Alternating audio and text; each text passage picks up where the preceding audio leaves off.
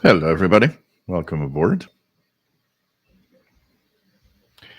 And we are live on this Saturday, first show of October. Incredible how time flies. Incredible. And last month of the summer schedules, as the last Sunday of this month, we will, of course, be going to the B21 schedules. So that's going to be interesting to see the changes in frequencies at the end of the month. So, welcome everyone. Hope that you will enjoy the show today. And so, my name is Gilles. I'm located in Montreal, Quebec, Canada, northeast part of North America. We talk about radio twice a week and a live show. And we answer questions. We talk about all sorts of things. Sometimes we talk about other things in radio. It all depends on how things are going. And I'm just going to change the color of the lamp there because I want to have it blue. Blue. There we go. Something like very blue. Like kind of bluish. And put it just a little, just to make sure that it creates a little blue hue, but nothing more. So welcome everyone, and that's nice to have all of you here. We, of course, have a chat room where you can join and say hello to everybody. Everybody is, great.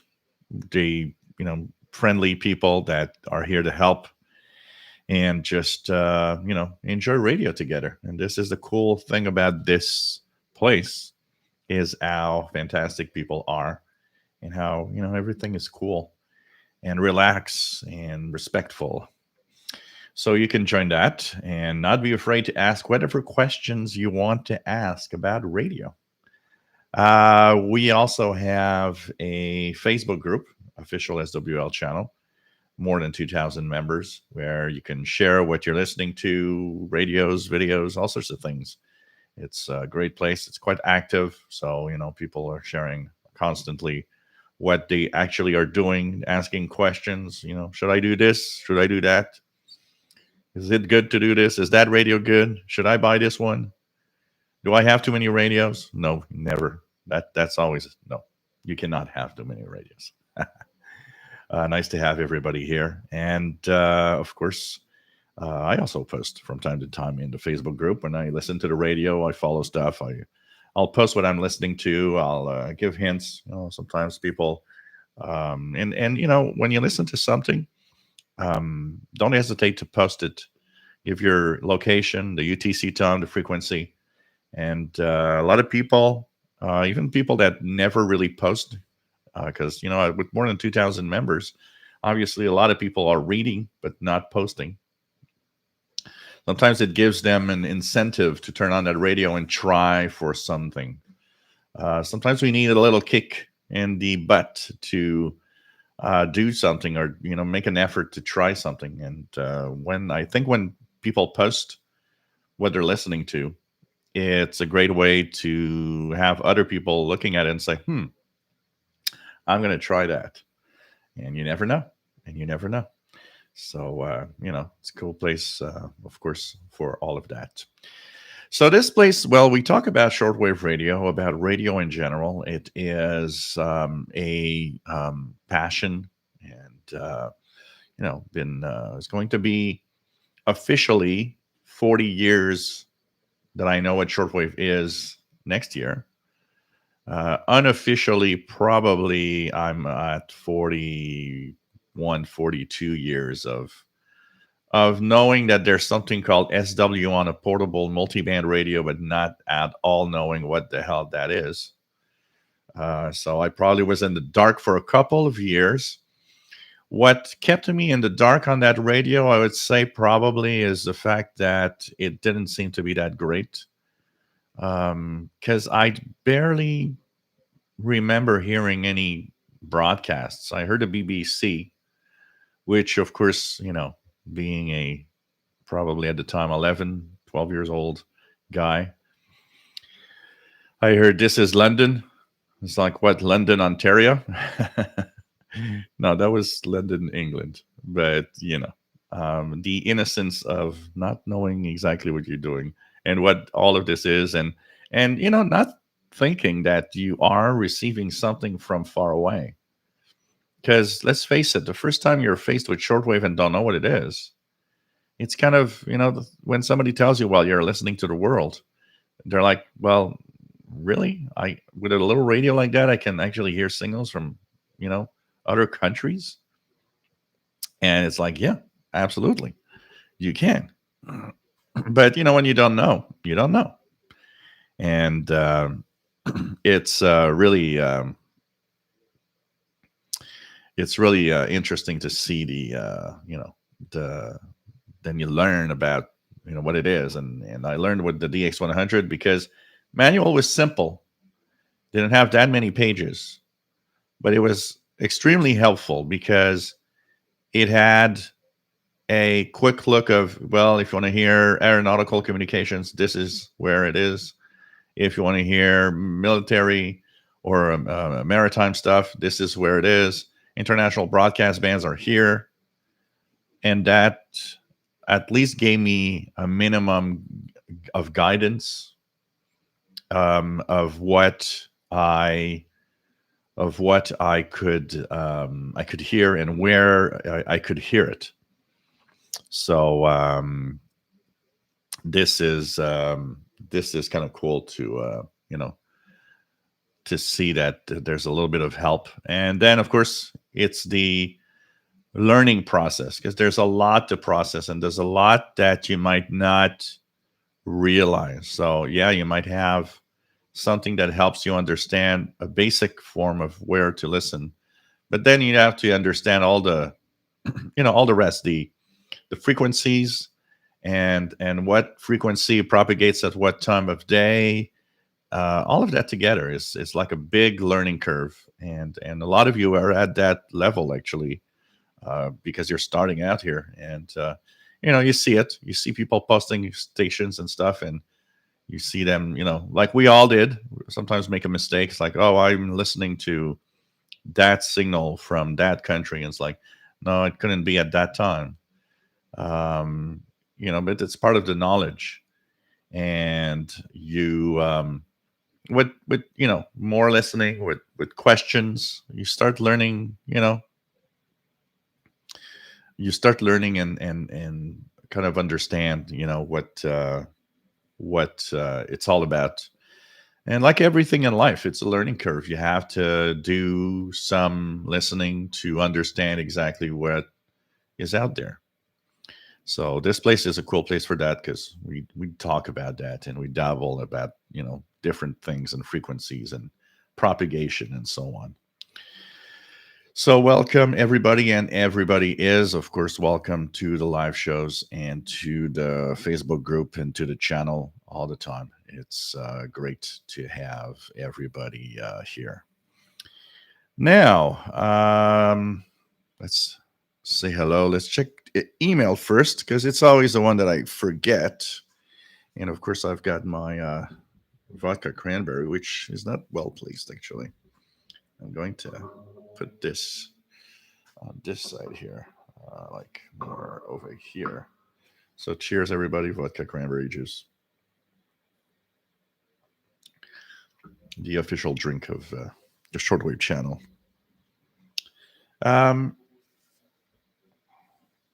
We have through the email,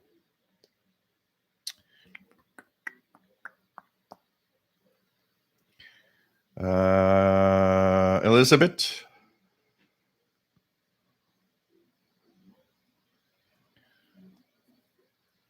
In Regina, Saskatchewan, Canada. Nice to have you on board. Tom DXer, I got your email. Yeah, okay. Maybe it didn't go through because you're a new profile. So what's your profile name? Maybe you could do a request again, and somebody that is a moderator, or I can even check it out. Maybe you can just send it now. Send a request, and what's the name? The name you're using for the request. As long as we know it's you, even if the request is brand new, at least we're gonna go through it. So go in. I'm in the channel right now, so I should see a member request come through. So do it again, and I'm gonna check it out here. What else do we have? What else do we have? We have Richard Lemke that is checking in. Says hello, friends. And Paul the Cat. Nice autumn day. Finished raking the leaves. October 2nd, 2021. So cool. Here it's a rainy day. One of those gray rainy days today. So it's really one of those days for radio or cooking or and whatever is indoors. It's a little cool. We've got 13 Celsius right now, so it's kind of a gray autumn or fall day here in Montreal, pretty much. So this is nice to have all of you on board. For the rest, let's check out the chat room. And so in the chat room, we have. Let me just go to the top. Bobby Burgess, WA5107 SWL, Morgan City, Louisiana, will be off and on the show because it's conference weekend at the church. So cool. Winx Gamer, nice to have you here. Jeff Williams, nice to have you on board from Cornwall, England. And he's saying hello to Elizabeth. So nice to have you here. MDK2, Matt in Denver, Colorado. And no problem, my friend. Seems like you're having a perfect day to be outside. Rob, nice to have you here from Phoenix, Arizona. Brad, nice to have you on board. We have Rufus Newt from the Laurentian Valley, Ontario. Shortwave listener, good evening. Nice to have you on board from windy Bolton, Northwest England. Autumn has definitely arrived. Dwight Itchens, nice to have you here from Virginia. Mark, nice to have you on board from Southeast Wisconsin. WF7I Homebrew, good afternoon from rural Virginia. Sunny and dry, 81 Fahrenheit, working on large outdoor wire loop today. Cool. Always fun to play with radio and antennas and trying to improve stuff. Eyebrawler, nice to have you here from Northeast Arkansas. RJDA Dakota, nice to have you on board, my friend. Clark, nice to have you here from Wisconsin. KB9SJD. We have Keegan, nice to have you here. X80Xer from Arkansas. We have Andy New, nice to have you here from West England. We have Nick, nice to have you on board. Looking at Amazon website and see the Texan PL330 is on offer until tomorrow. Do you still rate it as one of the best portables, value for money? Yep. It's the number one for value and money. That is one of the top-notch radios. Definitely a great one. So, pretty cool. Pat, salut. J'espère que ça va bien depuis Lyon en France. Toujours un plaisir. Nice to have you here from France. Jay Gilbert, nice to have you here from Melbourne, Australia. Frank from the Netherlands. We have Canadian Radio TV guy. What happened at the end of the last stream? Well, I was streaming from my mini PC, which I've been doing quite often lately. The problem with the mini PC is that I have to be careful when OBS Studio is open because it seems to clash with the graphics driver for the Intel graphics adapter. So what happens is that from time to time, it doesn't happen often, but every 5 or 6 hours of computer running with OBS Studio open, the computer will kind of uh, go to into a black screen as the graphics adapter resets itself, and then I come back. But when I come back, everything that was on screen is frozen. I have to close each software and restart the software. I don't need to restart the PC, but that happened at the end of the show last week. So um, at least it happened towards the end, because it could have happened like 15 minutes into the show. That would have been kind of a little sad. But it's just that I have to remember to close OBS Studio when I do other things on that PC. It's the only PC that does it, so it's definitely the some kind of interaction with the graphics adapter and OBS Studio. So it's kind of weird that. And you are approved. And we also have John Ritson. Here we go. We just approved 2 members to our group, including Tom the Xer. So you are now part of the herd and Shortwave group. So welcome aboard, guys. And have fun. And have fun with, sharing anything about radio and having fun and answering questions or asking questions and so on.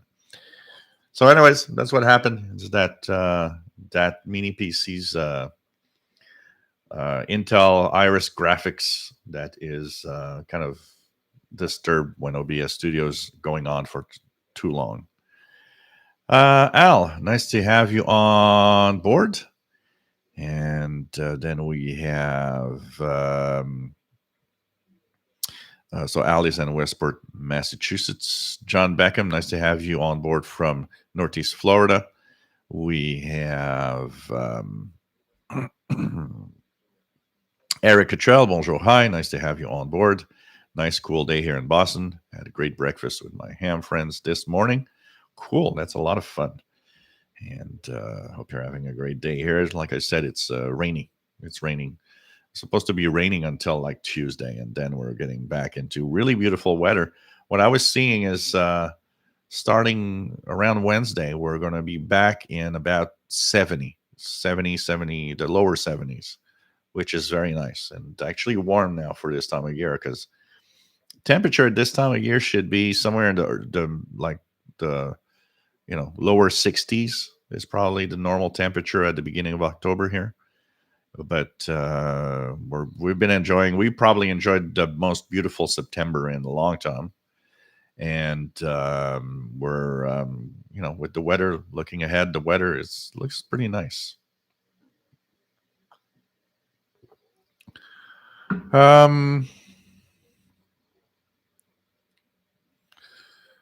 What else do we have? Richard, nice to have you here from beautiful Albany, New York. Marcel says, I would guess it's Halai's kits. I haven't seen any of those in a pretty long time. TVD Exter, salut, j'espère que tu vas bien. Toujours un plaisir de t'avoir parmi nous. Nice to have you here. Artist Alec Crafter's Kitchen from Massachusetts. Nice to have you on board. WSM from Nashville, coming in clear as a bell last night. Cool. Alan Willie, that is in Newfoundland, has received, and that's a darn good catch. He was actually able to pretty much confirm and receive on medium wave a station from Hawaii. This is pretty amazing, considering also that he's on the East Coast. I mean, in Newfoundland, it's almost the most eastern part of the East that you can be. Pretty surprising and pretty amazing. But the guy gets amazing medium wave reception where he is, and with very modest equipment. It shows that when the noise floor is really low, and you have and you live near the ocean, which helps tremendously. Man, transatlantic medium wave is an easy catch. But when you get inland, that's where it gets more complicated. Matt says strong pirate radio signal on 12075, which I would guess is Mixed Radio International. And am I getting anything here? Doesn't seem like it. Let's try it here too. 12075. Not hearing it. Probably either skipping over me or it's not making it. There is the BBC that seems to have a nice signal on 12095. 12095.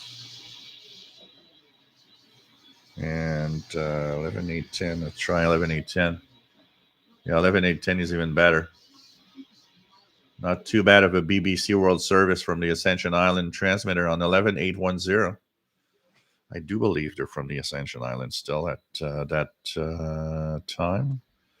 Let me check that out. EIBI space. So we do have 11.8. It's not always from Ascension on that frequency. Yeah, at this time, 20 to 21, it's from Ascension Islands. Not too bad of a signal. And there's a few signal. 11770, guys. If you look at that, that is probably Voice of Nigeria. They've been pretty regular on that frequency. Unfortunately,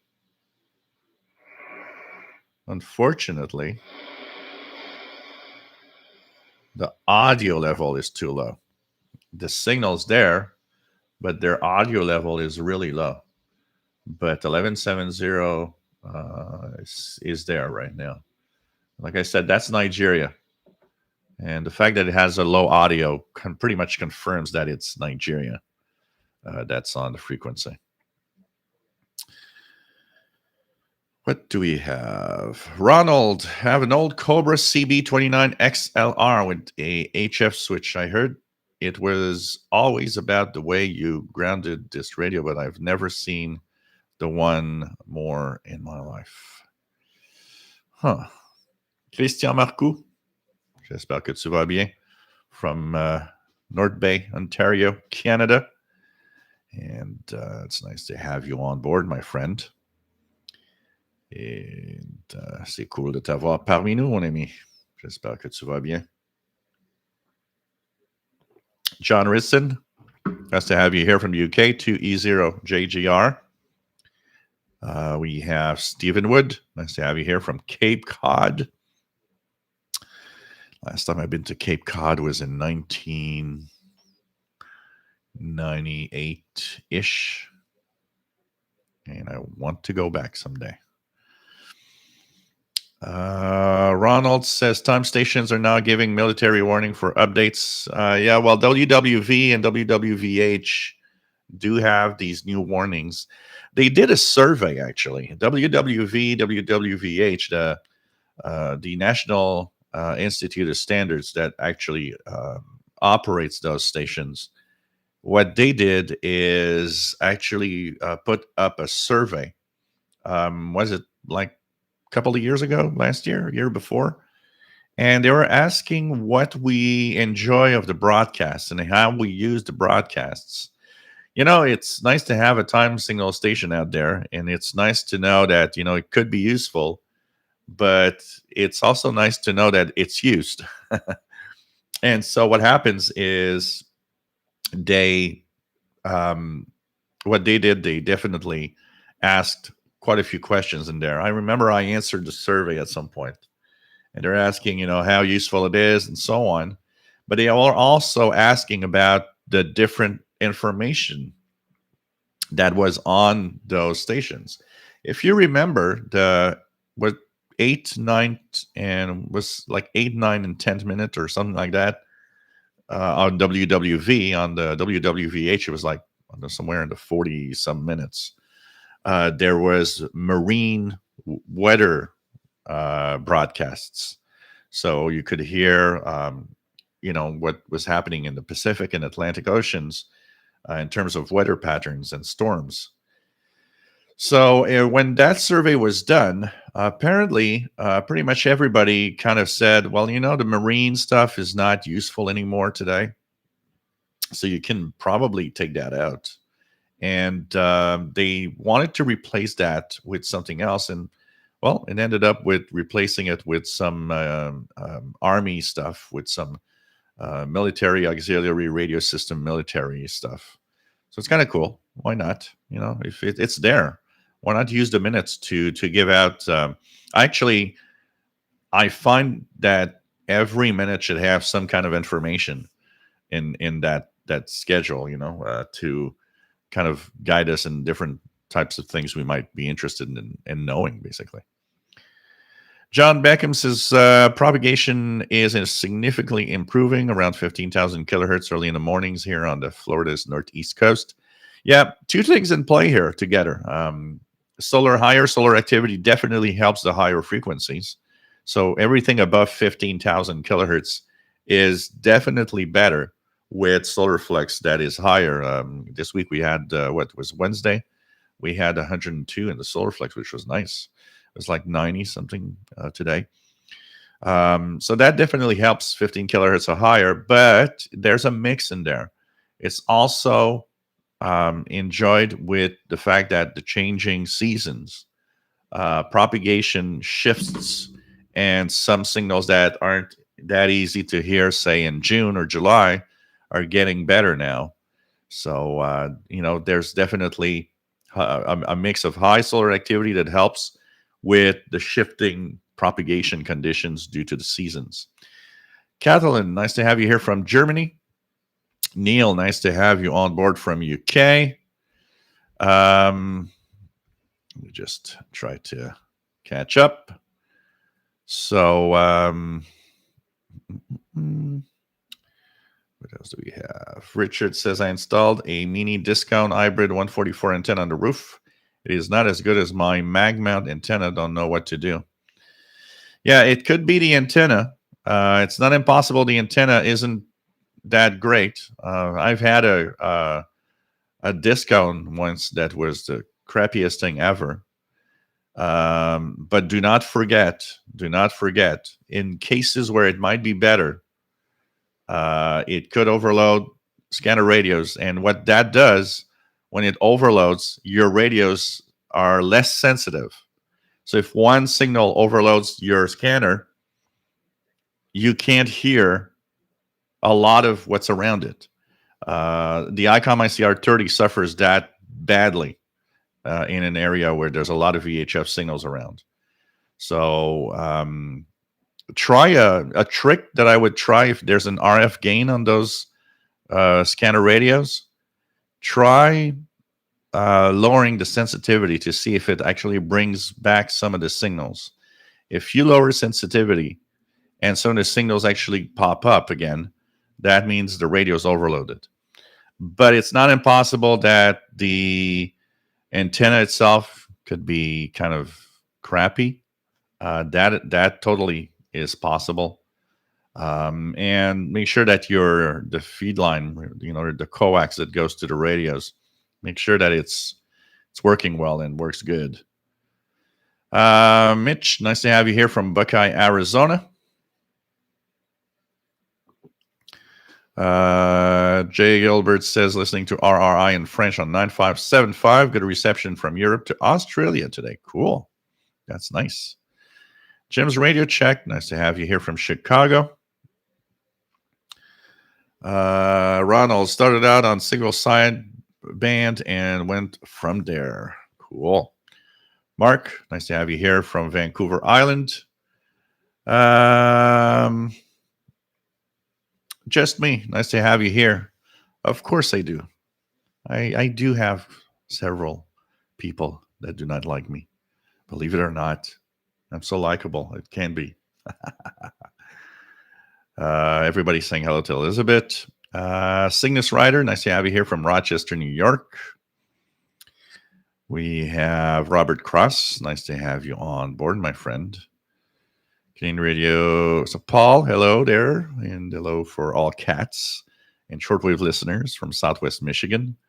Green Radio TV guys, it's nice sunny fall day here in Sherwood Park, Alberta, Canada. Kathleen, what are the best settings for the Malahide DSP2 radio? You'd have to ask that to somebody that has that radio. What I've read, and Dan Robinson talked about it quite a lot, is if you're using the telescopic, it's a noisy radio. You need to use an outdoor antenna to have it really working well. So it could be noisy. For the rest, you're going to have to play with the settings. But maybe somebody that has one can help you out there. Do you have a specific problem also? Is there something that you kind of notice that is not up to par? Not City. Cyberflyer 1, nice to have you here from a cold England. Surf did data signal on 8680. Anybody know what it is? 8680. Did I hear something here on 8.68? Oops. 8.68.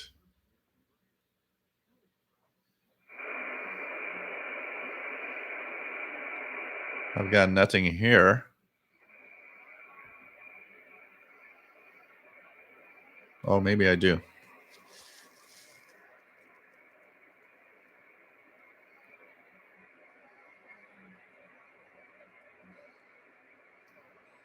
Nope, I don't hear anything. Don't really hear anything, so I don't know what you are actually receiving. The IBI space has a little bit of some of those signals there. Let me just check what it 86, 80, anything around there from here. 86, 82. Oh, you might be hearing, what time is it right now? Yeah, 1840 to 22. Depending where you are, 86, 82 is a Weather Facts broadcast. Goes on till 2220 from Point Reyes, California. So you might be hearing some Weather Facts broadcast. So that is possible, and you can decode that with FLDG or multi-PSK. Where are you located, Surf? If you're on the West Coast, then you're probably hearing the Weather Facts broadcast from Point Reyes, California. René Charbonnier from Radio Classic Sunday. Nice to have you on board from the Netherlands. Wahislav, nice to have you here from Belgrade, Serbia. We have N6 RLS from Berkeley, California. Nice to have you here. Tarek, nice to have you on board from Cairo, Egypt. Any more news? So people are hearing Radio Cairo on 9950, but still with bad modulation or no modulation at all. Are they kind of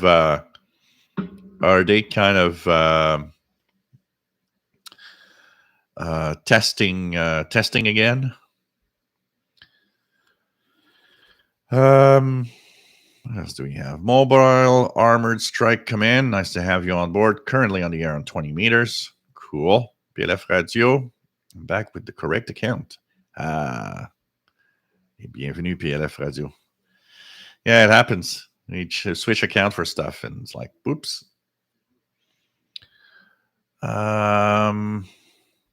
Kevin, nice to have you here. WS2H. Lost my note, but I heard a station in Arabic today at 17 UT. Not the singing of the Holy Quran, but I think I heard United Arab Emirates mentioned. You don't remember the frequency? Because you could still be hearing Saudi Arabia on some of those frequencies. There are times when it's Arabic programming and not just the Quran being spoken out. But there could be a lot of choices. You don't remember the frequency, eh? That would help tremendously. So what else do we have? No problem, Tom the Xer. Happy to have you in there. Broad Skilling, nice to have you on board from Chicagoland. What do we have? Yeah.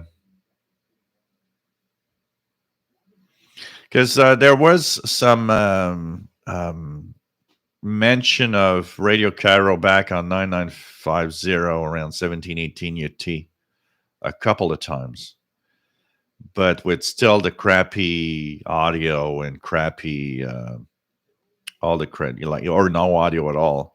Apparently, what they were saying, from somebody said that the transmitters themselves are actually working well. The problem resides in the feed line from the studio to the transmitter. The audio problem is somewhere there. So, doesn't help doesn't help to it doesn't help to really you know broadcast, or waste money broadcasting if there's no audio, basically. Dimitri, nice to have you here from Minnesota. Robert Cross, I'm hoping to get my own place soon. My dad always giving out to why do I have so much radios. I said I like I have same collection sooner. I get my own place. Better have my own aerials as well. Yep, nothing better than that. I mean, there's no answer, honestly. It's difficult to answer, why so many radios. You could argue and try to look at stuff. One of the cartoons I remember seeing, a funny cartoon about radio, is the wife telling the husband, why so many radios, and the wife is near the closet and there's like 50 pair of shoes. And it's like, yeah, you could answer back, why so many shoes? It's the same thing. It's like, it's tough to explain. And it's tough to explain even the hobby itself sometimes. In 2021, most people that you'll tell, you're going to go and say, hey, I listen to shortwave radio. Most people are going to like, well, you get all that on the internet. Why don't you go on the internet and listen to other countries there? Yeah, you can't understand. And it's impossible to explain. It's something that is totally impossible to explain. We're radio geeks, that's the way it is. That is the way it is. And nothing, you can't explain it. Honestly, most of the time we can't explain it. SV O'Rourke, nice to have you on board from Hawaii. Got you with my morning Hawaiian coffee. Cool. Thank you very much. Nice to have you here. And enjoy that coffee. Nothing like a morning coffee, to wake us up and just take it easy. And hope the weather's nice there. Tarek says, as a gift for my birthday last week, I fixed my Sony ICF Shortwave 77. Really glad to have it alive again. Cool. That's nice. Charlie's W8CFO. Nice to have you here from Columbus, Ohio. Joe Tyson from Apex, North Carolina, KM4WRQ. Blind Picker. Nice to have you here, Rob, in Connecticut, W0RAB. Pretty cool. So what else do we have? Paul, 12075 mix. Sounding okay here on the 501X. Yeah, mixed radio is known to use all of these extravagant frequencies up to the 12, 13 megahertz range. One of the easy ways, if you have an SDR particularly, you can see it. One of the easy ways to know that it's mixed radio. The sideband is so large compared to a usual narrow sideband. And of course, that gives much better audio to his broadcast. I usually hear him most of the time, but today it's not making it. Maybe, like I said, skipping over. When he uses lower frequencies, though, I hear him all the time. He's been spending many hours broadcasting lately. And Larry Gilmore, nice to have you here. It's Larry up in Massachusetts. Just wanted to say hi and thanks for the shows. Working on some wire loops here myself and listening. Thanks again. Cool. Nice to have you here, Larry. Me MDK2 Matt says 11770. I have a decent signal, but not really any discernible audio. It's typical. It's sad because if the audio was pumped up there, we could definitely hear Radio Nigeria. Another station that things are not working well. Audio is always problematic, and 11770 has like been very irregular lately. So John Beckham, Spain, 17855, coming in clearly in Northeast Florida coastline. Cool. Voicelab, do you plan to learn Morse code along with getting your ham license? The idea of Morse code is not zero. I might find it fun to dabble into sending some Morse code. But I need to practice, that's for sure, because my Morse code is my brain is very, very rusty on the Morse code. So when it's very slow, I kind of get a little bit of it, but I definitely, uh, need to brush up on that. But it's not no. It could be a fun part that I would like to explore, honestly. MDK2, wonder what happened to Voice of Nigeria's modulation. They used to be pretty good, not great, but better than a lot of other stations I could mention. Yeah, I remember when Voice of Nigeria was actually pretty nice and easy. Actually, Voice of Nigeria, I remember what made it difficult sometimes. They had this guy that talked and that had such a deep voice that it made it difficult to actually understand on shortwave. There's kind of a frequency range of a voice that is perfect for shortwave.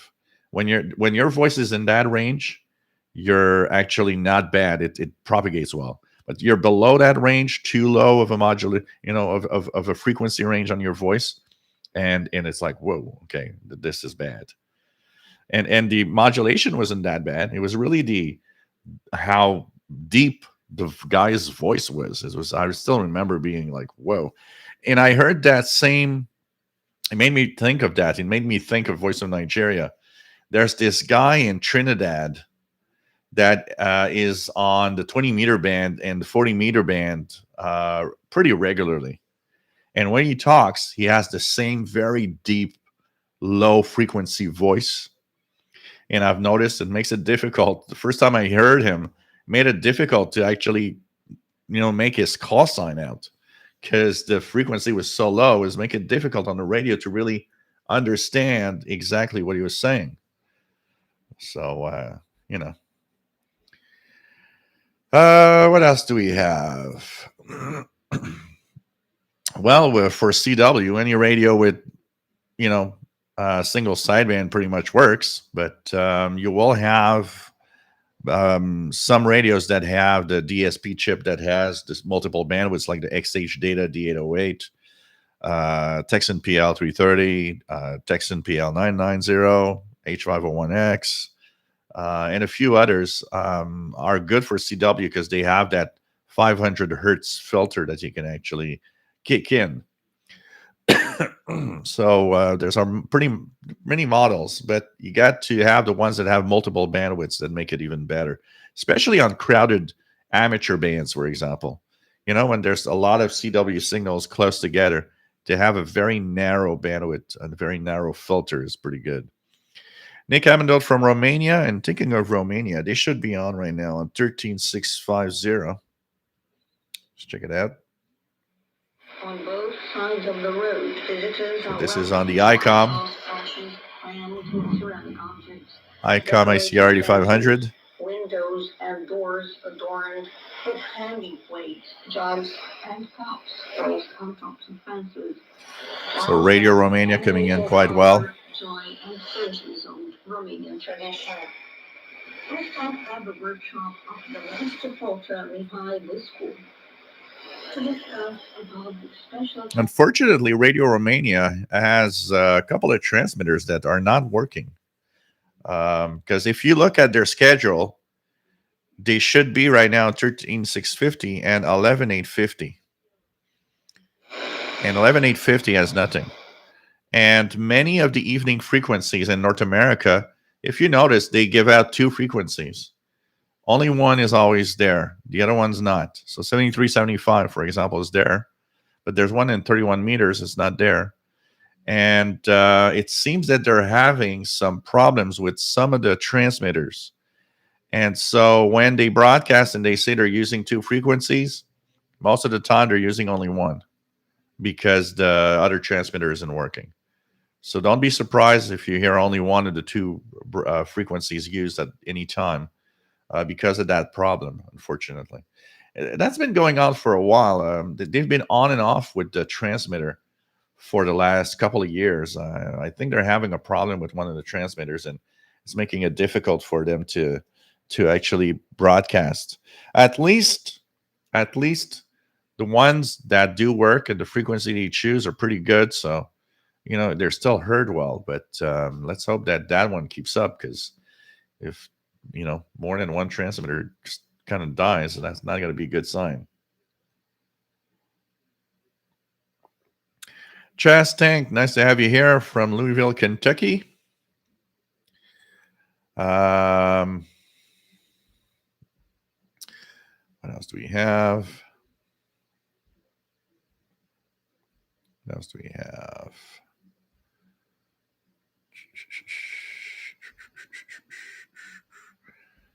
If I miss out on somebody, by the way, just say hi again.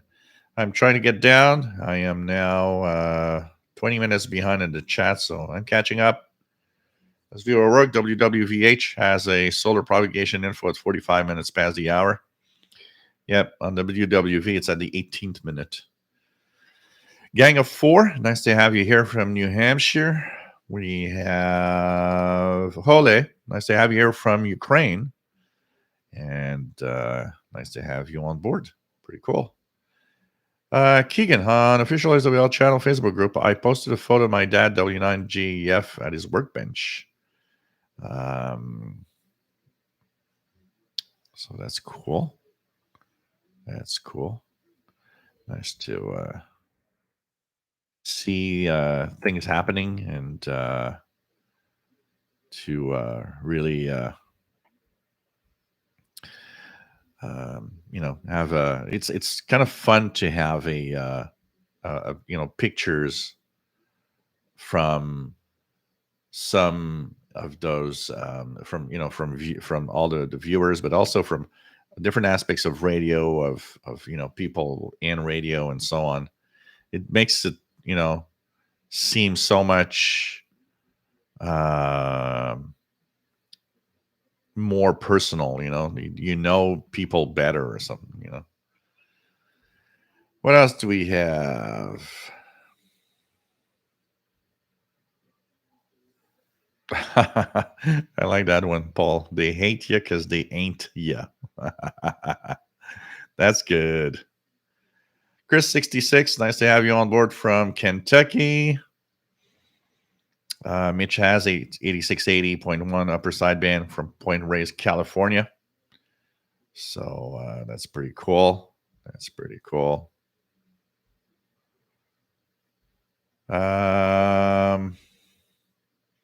Yeah, Point Reyes. So you could decode those weather charts if you use FLDG software. They have a WeatherFax option in the code, and you could actually see those weather charts being sent out on a computer or in a tablet. Pretty cool. Rich, hello from South Central North Carolina. Spending lots of fun hiking with the R108 and the PL330. Great, radios because of their small size for activities outdoor and like hiking. Beautiful weather. Looking to get vertical wire up tall pine with slingshot. So that's cool. That's a good idea. All right, we're any radio geek that goes out in the forest, the first thing you look at is trees. All these trees I can use. And even when you're at your home, it's like, there's a tree over there. What can I do with that tree?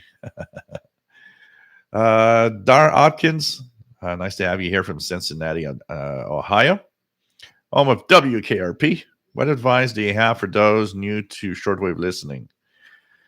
Um, it's an exciting hobby, but what I would probably say the first to somebody that starts out is make sure you understand that if you buy a radio and try listening from your own home, one of the problems we have today, and I call it the hobby killer, is the noise level around us, which can make it um, difficult to get a lot of stations. So be ready to maybe have to do some listening much more from outside of where you are than from where you live. Unfortunately, that is something that you know is a difficult one.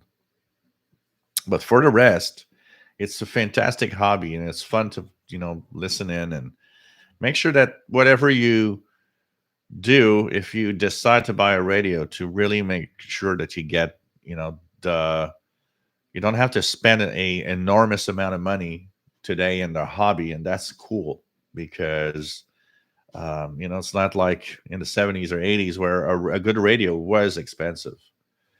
But you got to choose wisely to make sure that you got something that is capable of receiving well.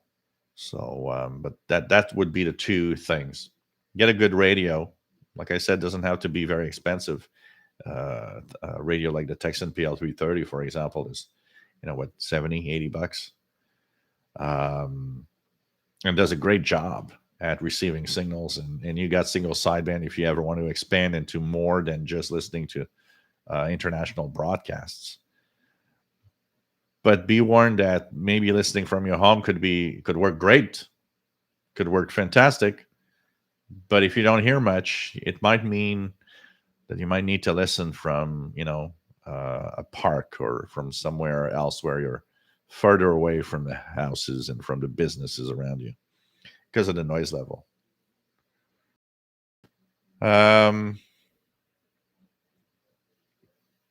I just saying, Khalid. I've had no problem with Khaled's comments, by the way. I don't know why he's being blocked.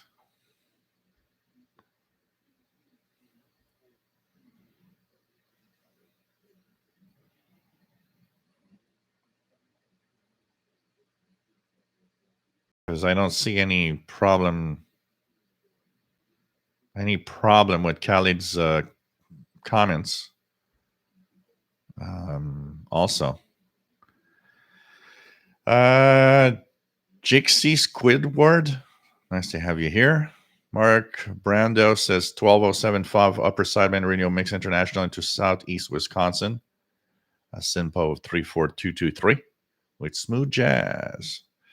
So that's cool. M3LUS, nice to have you on board from the UK.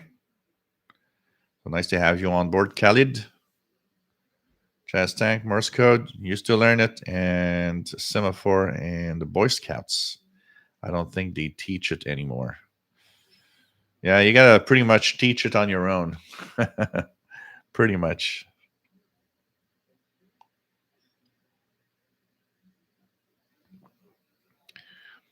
So nice to have you on board here, everybody. Today's figures, nice to have you on board. My friend. Then we have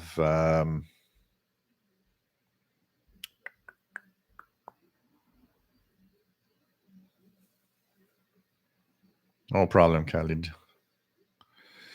Robert Osborne. I think I had Radio New Zealand on 7245 at 1150 UTC yesterday in Niagara Falls. That's totally possible. That frequency range, that frequency at that time is definitely a possibility. They are using 7245 from something weird. Let me start the browser here. I don't know what I did with the browser, but it was kind of weird. Okay, here we go. So 7245 Radio New Zealand International broadcasts um, until about 12:58 Monday to Friday up to 12:58 UTC. So that's in English. So yep, that would be a good possibility. Absolutely. In North America, you would get, it's like when we had Radio Australia. In North America, you would get Radio New Zealand on higher frequencies during the evening because the Pacific Ocean is in daylight. So that's why we get 13,840 and 15,720 in the summertime in the evening.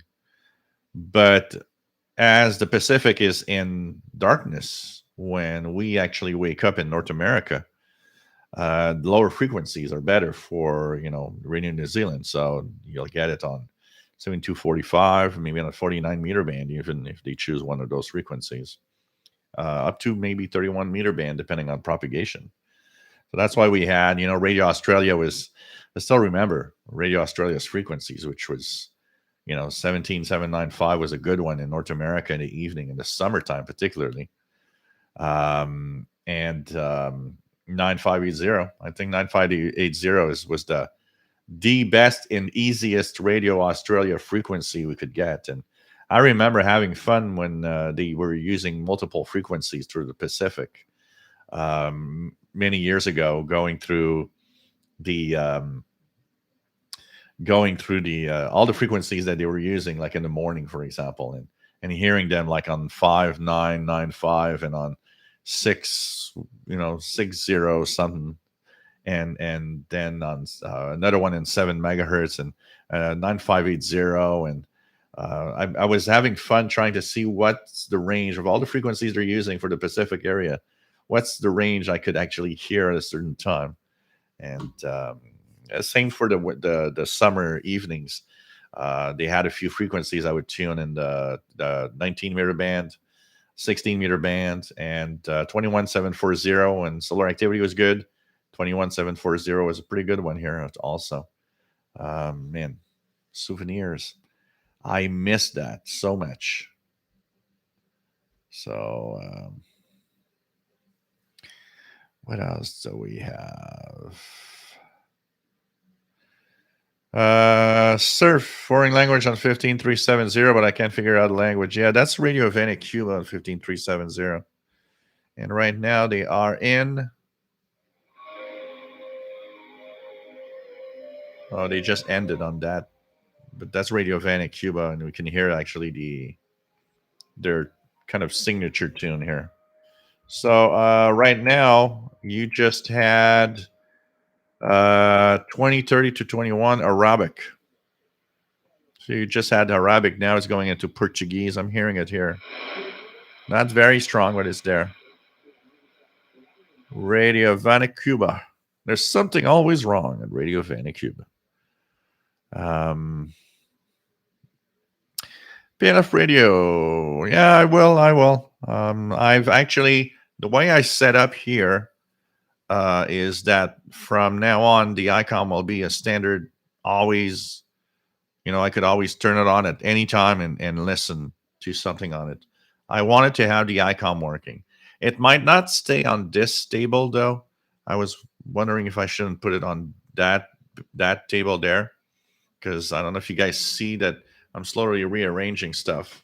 So, I've got my new desk there also, with the desk here also.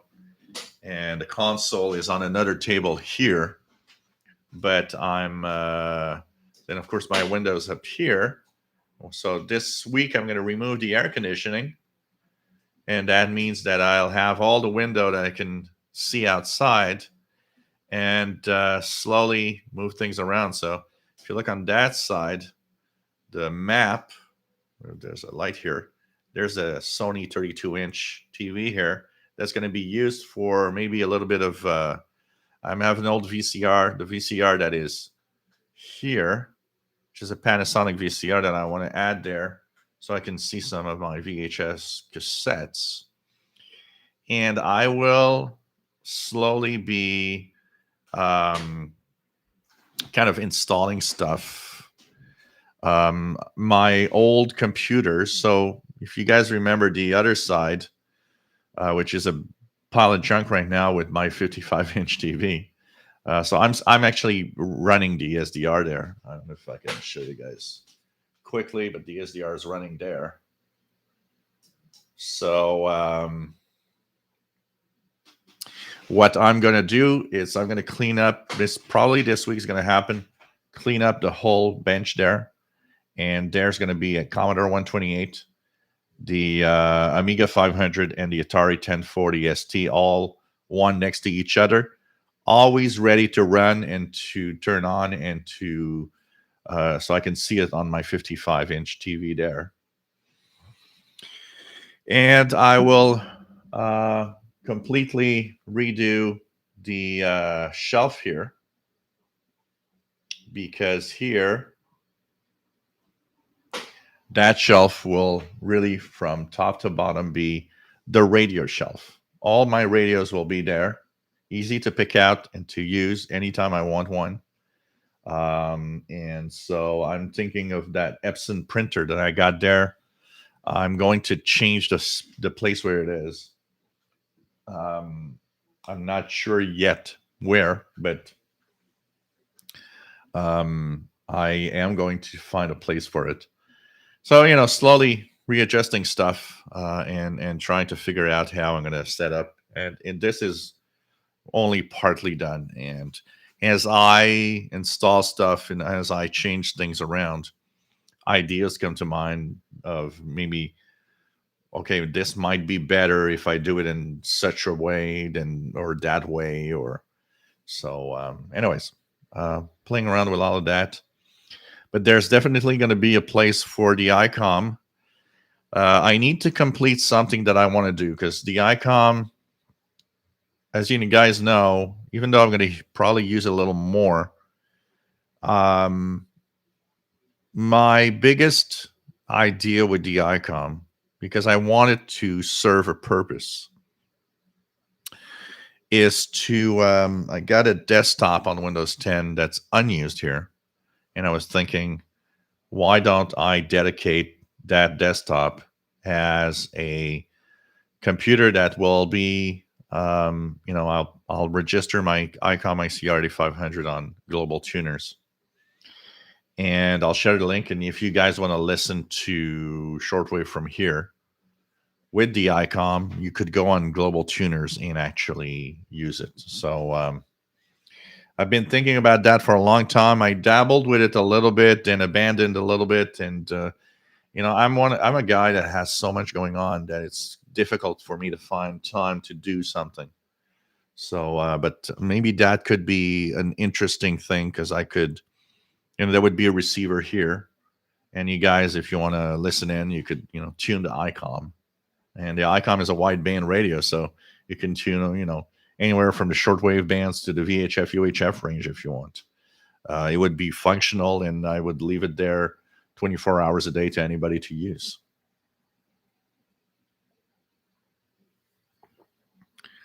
SoCal, nice to have you here from Ramona, California. Sir, 15 megahertz time signal strong here on the West Coast. Yeah, I had 20 megahertz today. I tried 25 a few times. Let me try it again now, just out of curiosity. So 25 isn't there. Is 20 still there? 20 is still there. I still hear 20 megahertz WWV right now. It's a little noisy here, but it's an up and down signal. It's fading out. But I am getting WWV 20 megahertz right now. Uh, Dixie Squidward says Romania to the UK because they have their European service right now. 5945 22 UT. Let's check it out. 59 at 21 UT. You mean because it's 21 UT right now. 5945. Nothing here. There are quite a few signals on the 49 meter band. So 5950 is, let me check it out here. 5950. Pretty good signal from, oh, that's WRMI. Mali is giving a pretty good signal. 5995.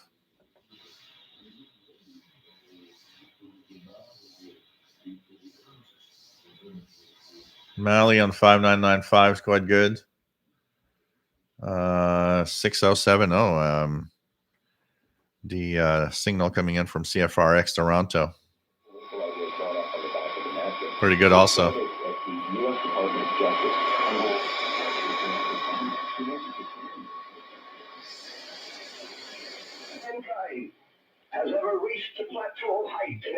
WBCQ on 6160 is really good.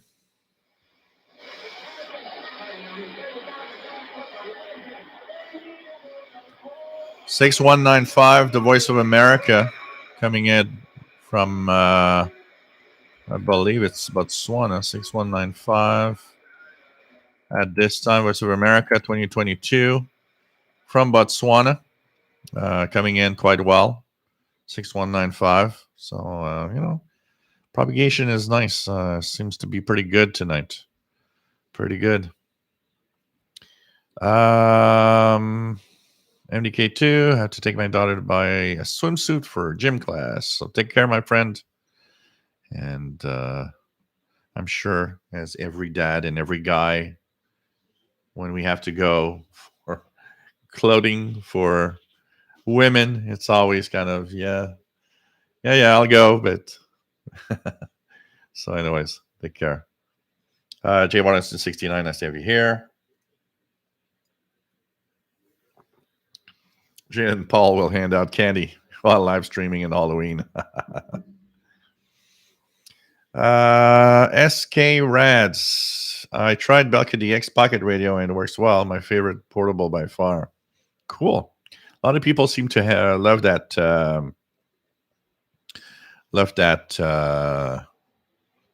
That radio.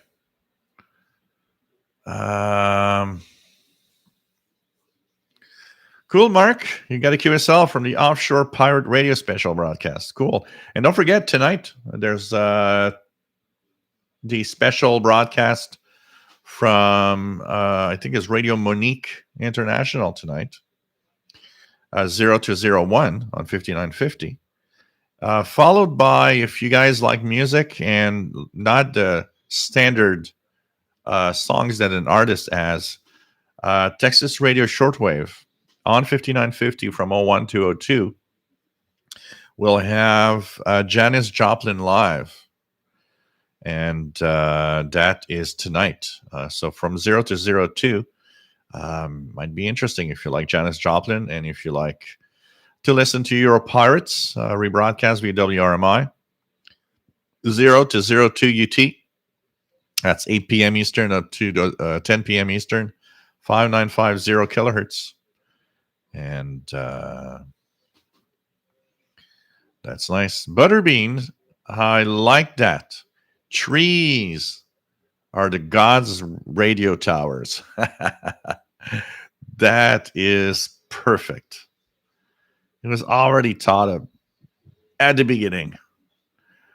Keegan has reception this afternoon with the Ethan Grundig Edition Field BT radio.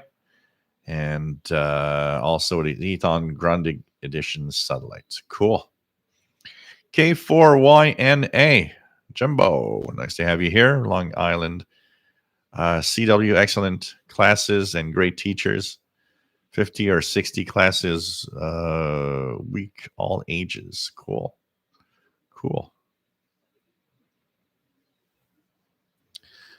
What else do we have? What else do we have? Let me try to catch up here with the chat room a little bit more. Hopefully, things are gonna. What else do we have? PLF Radio is listening to M12 on 5794 CW. Let me check 9996 by curiosity for RWM. Nope, no RWM time signal on 9996 tonight. It was coming in from the backyard just with the telescopic on the Texan.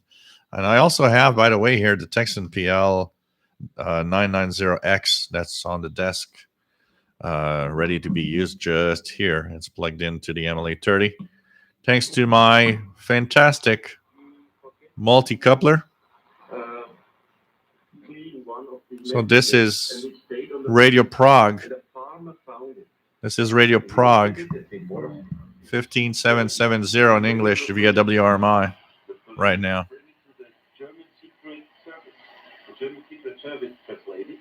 Find out that there is a Czech person on Bavarian forest. Seems interesting. They're talking about the Czech Secret Service, the good old days of communism, I would guess. So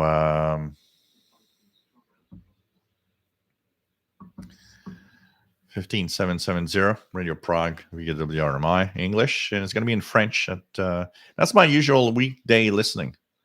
I take a break around this time of day with the stuff that I do every day, and I listen to Radio Prague's English and French broadcast, and then I check out what else is there, like Voice of Turkey or any other broadcast. It's kind of cool. Marcel, what can you tell me about the Kenwood R5000? Recently bought one for €10. If it works well, it's an amazing receiver. It's an amazing tabletop receiver. But it has several problems over age. As time goes by, one of them is the dots problem in the display because the PLL circuit unlocks. Then you lose, of course, there's no reception possible, and all you have is dots in the display instead of frequency. There's the key bounce that happens over time. That could be a problem. And it is recommended after a good 20 years of the R5000 to have it recapped. It seems that I've seen actually quite a few R5000s that over 20, 25 years of use and 30 years of use, because believe it or not, that radio is that old. Some of the capacitors actually kind of developed some swelling. So I don't know if maybe some of them had some bad batches or something. It actually suffers the same problems as like the Kenwood TS 440 or 450, I believe, because they're kind of similar in the receiver side. But when it works great, it is an amazing radio.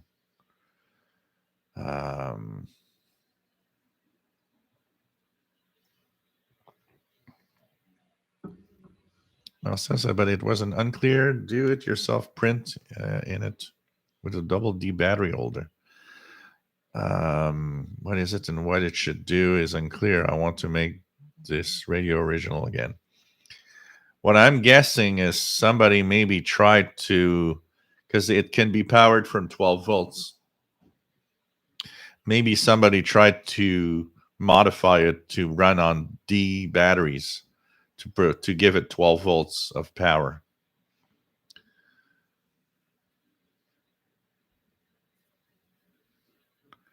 What else do we have? Keegan has CHU on 14670. Kamag Z76, nice to have you here. Khalid, is being in the Middle East worth the shortwave experience?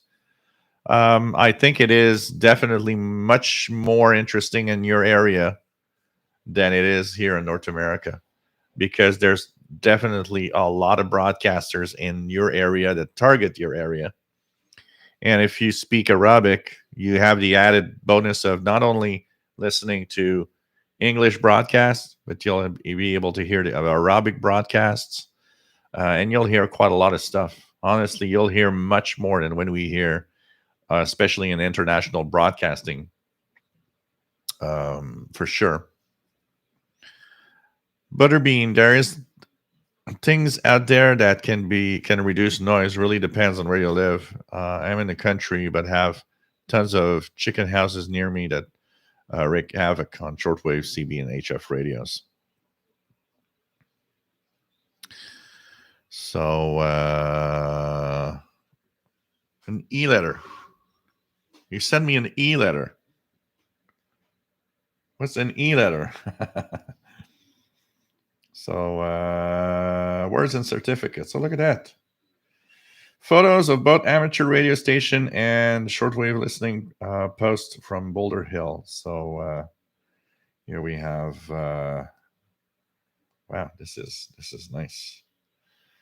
Look at the guy's certificates. He's got tons of them. Tons of them. Really nice. This is definitely a lot of fun to have that around. You know, nothing like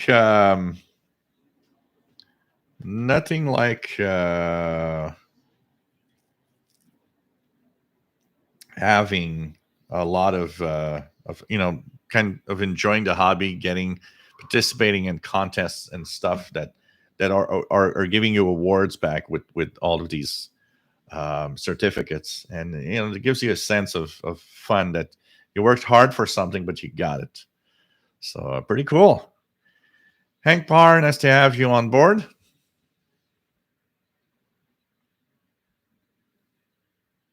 No problem, WF7I. It happens. Got to be careful when we put our phones to in our pockets. You never know what it clicks. So no problem, WF7I. It happens. Andrew David from Saranac, New York. We have Dave from Indianapolis. No,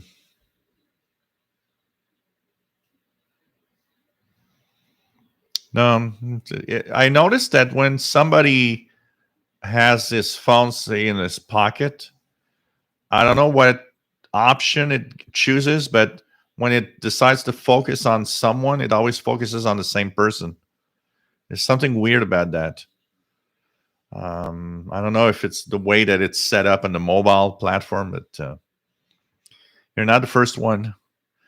Eric Cottrell, 9580 was a reliable frequency for Radio Australia in the morning. I don't even remember. Does anyone remember when punching in 9580, you couldn't hear it? I don't even remember one single time. We talk about geomagnetic storms and solar activity and blah, blah, blah. But I am unaware of a morning when I woke up and I punched in 9580 and I couldn't hear it. Honestly, Frank is Kenwood R5000 as a main receiver. I should be having mine back soon. Fastload, which had mine and fixed it, has a Kenwood TS 440, I think. So he's like, the Kenwood R5000 is of not used anymore. So at some point we're going to meet up and I'll have the Kenwood R5000 back here. Going to be strange to have that back. Pretty crazy. John Beckham, I liked how you balanced the shortwave club here with some nostalgic, like the old station interval combined with current events regarding shortwave radio. Have you given more consideration to our shortwave club? Yeah, I've been thinking about it. I started taking notes down, and I'm gonna come up with something within a few weeks. So give me time to just figure out how I'm gonna set things up. I think it could be. It's going to be fun.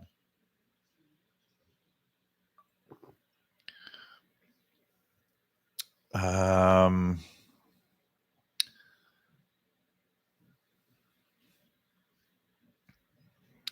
what else do we have?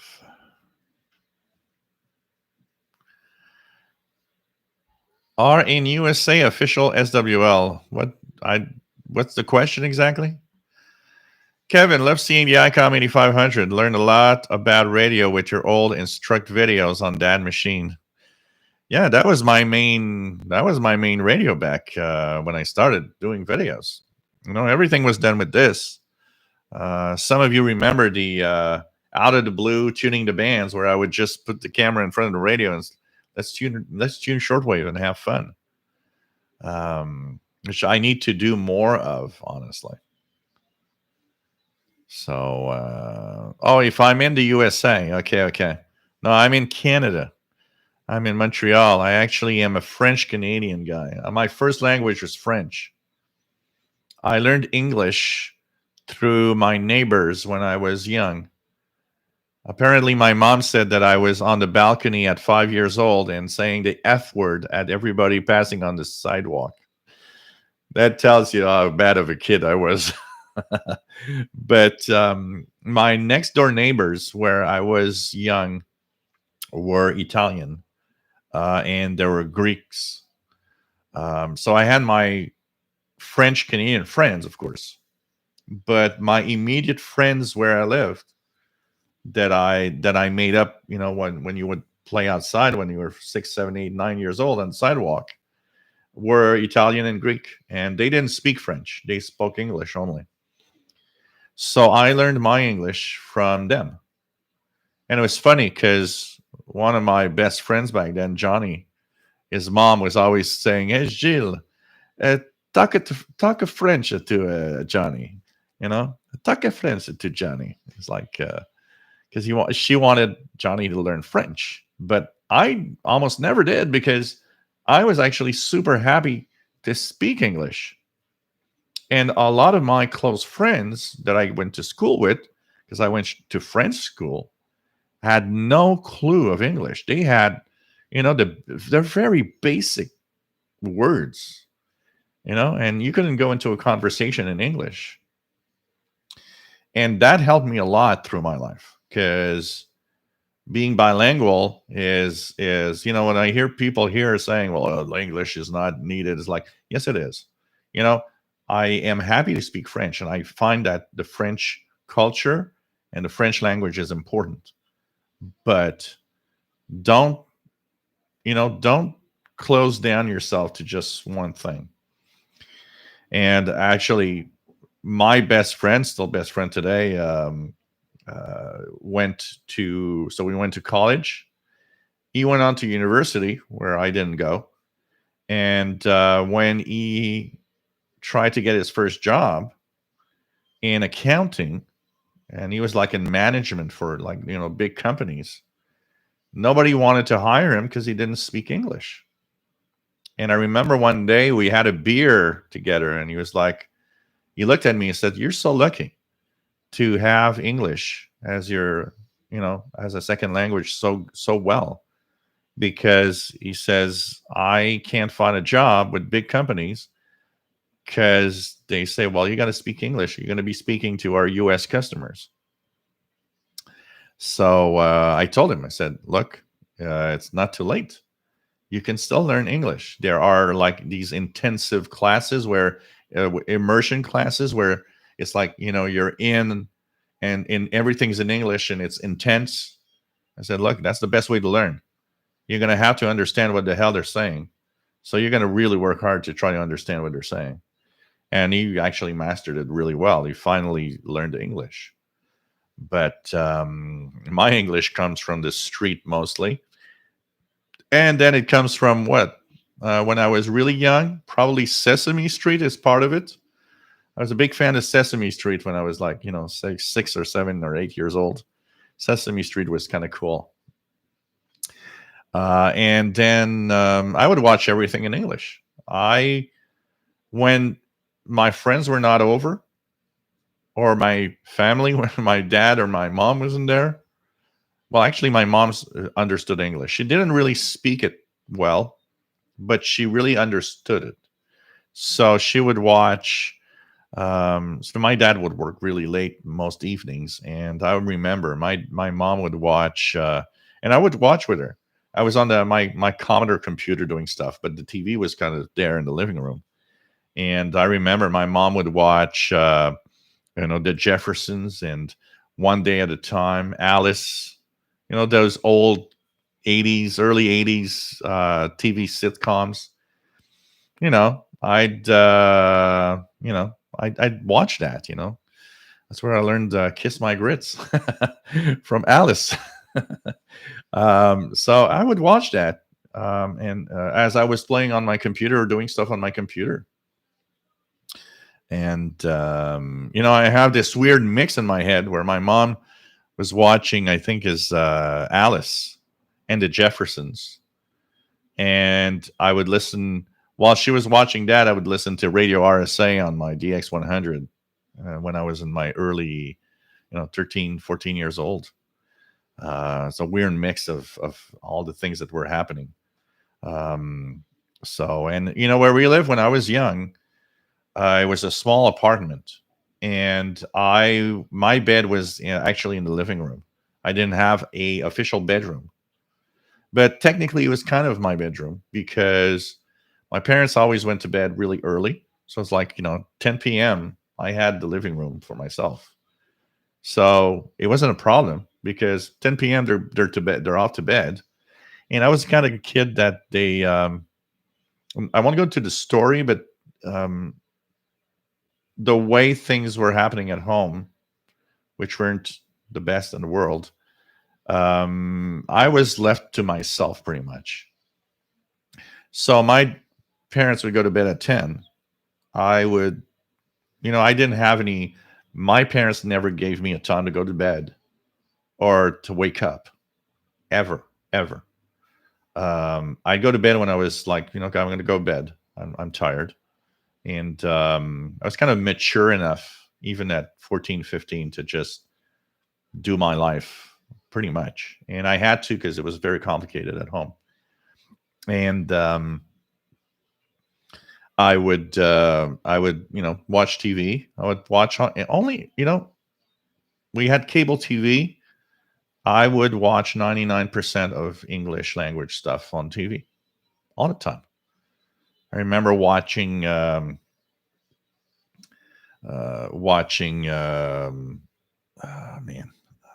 forgot the name of the show. But anyways, watching tons of stuff, even the movies. I would watch movies in English if possible. I would go to the movie theater, and if I was alone to watch a movie, I would watch it in original English because I thought it was better. It's like, it's it's a U.S. movie. It's made in English. Even though some of the translations for the Quebec French is pretty good, still, I would prefer them in English because that's how, I thought it was always better. So, anyways, long story for just my where I am, but my first language is French. And around 5 or 6 years old, and I started playing around with my neighbors. That's where my English started happening, and it served me well. And honestly, thanks to all those neighbors from when I was young, because I would not be doing this if I was not speaking English. I've had some of you because there are some French from France here, and there are some francophone people here. And I've had some people ask me, why don't you do the equivalent in French language? And you guys, it's might sound weird, even though French is my first language. I am a million times more comfortable doing something like this in English than I am or that I would be in French. And it's weird, I know, but that's the way it is. Okay, let's continue here. So, yep, French Canadian. Angpar is from Southern California. Pretty cool. No, shortwave is also narrowband, Angpar. Everything wideband is for stuff like FM radio. When you're listening to your FM radio stations, that's wideband because you're in FM wide there. When there was TV audio, it was the same thing. But most VHF, UHF communications, most shortwave communications are all narrowband communications. They all take a very small chunk. RNZ is Radio New Zealand, Angpar.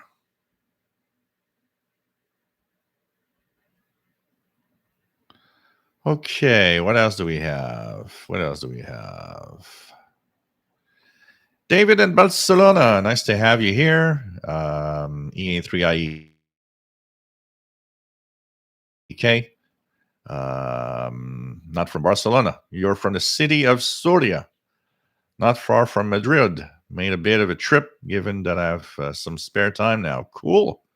That's fun. Nice to be at other spots. Nice to be somewhere else sometimes and doing other things. It's pretty cool. What else do we have?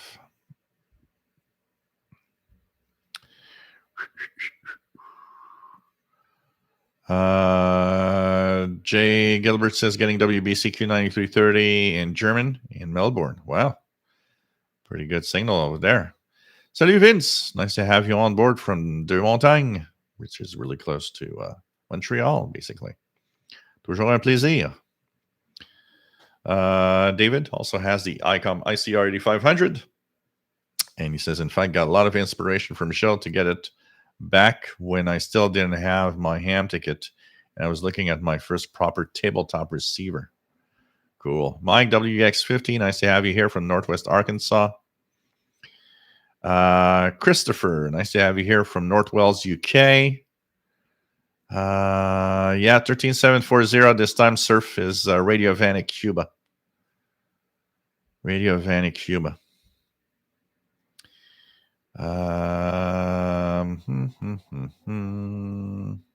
Let's signal that guy. Because that is a violation, by the way. Webcams chat crap is a violations of YouTube terms of services, by the way. And I am signaling your account at this time. And here you are. Sexual content. Here you go, man. Enjoy. What else do we have? Mike WX50. I wonder if Radio Prague play rock music. Prague Rock. They play all sorts of things. You should, if you listen, you will hear a lot of things. And the Sunday show, they highlight Czech artists.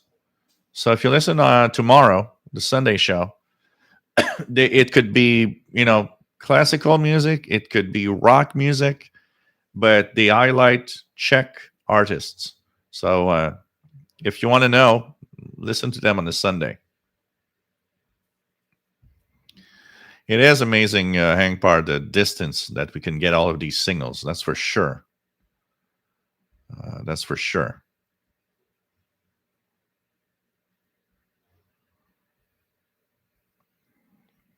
What else do we have? Surf electrolytic capacitors can go bad.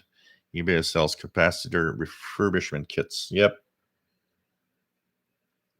Actually, if you go to Kenwood R5000 capacitor, you'll see on eBay and even on Amazon, you'll see these kits that have all the capacitors in a Kenwood R5000 that they sell you brand new.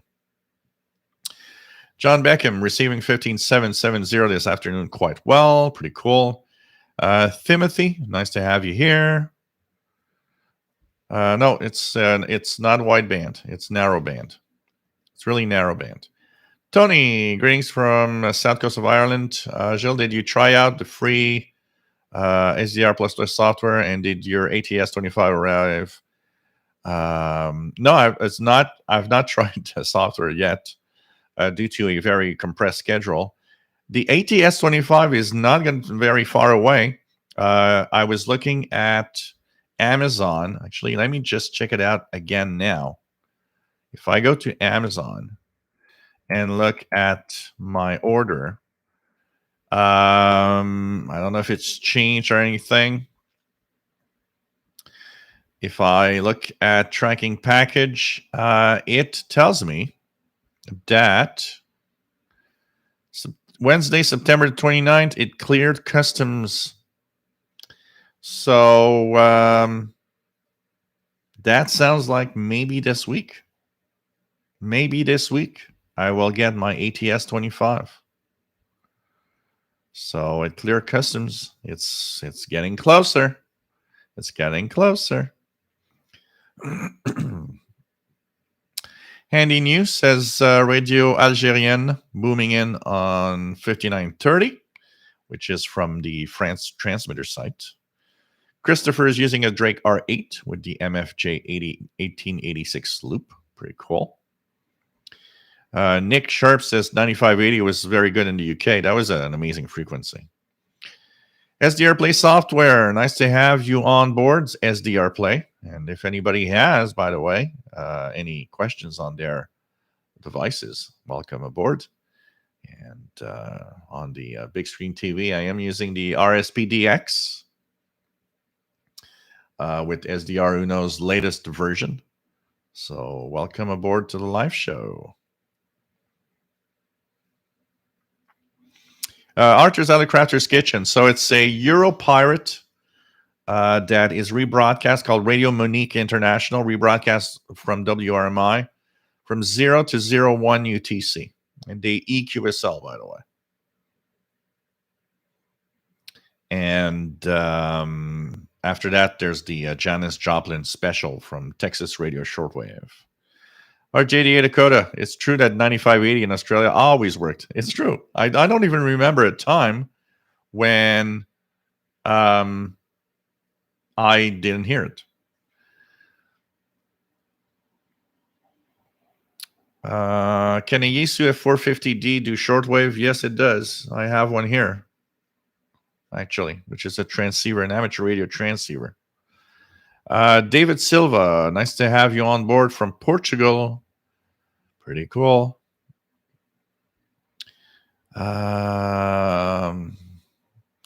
Jay Watterson 69, screaming the F word from the balcony at 5 years old. That's Jill.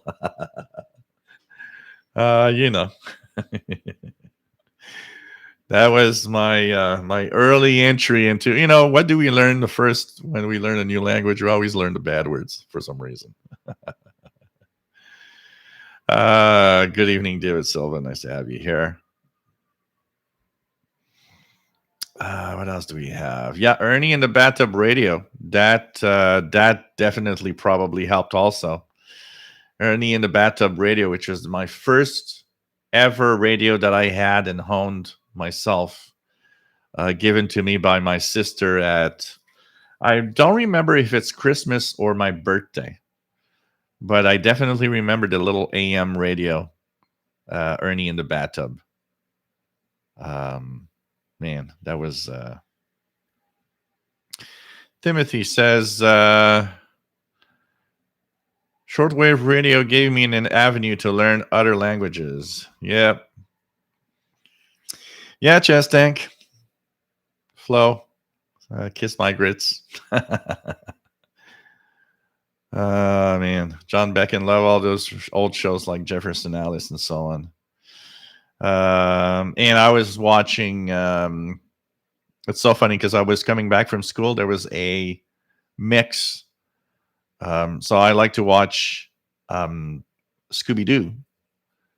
And it was on one of the US networks. I don't remember which one.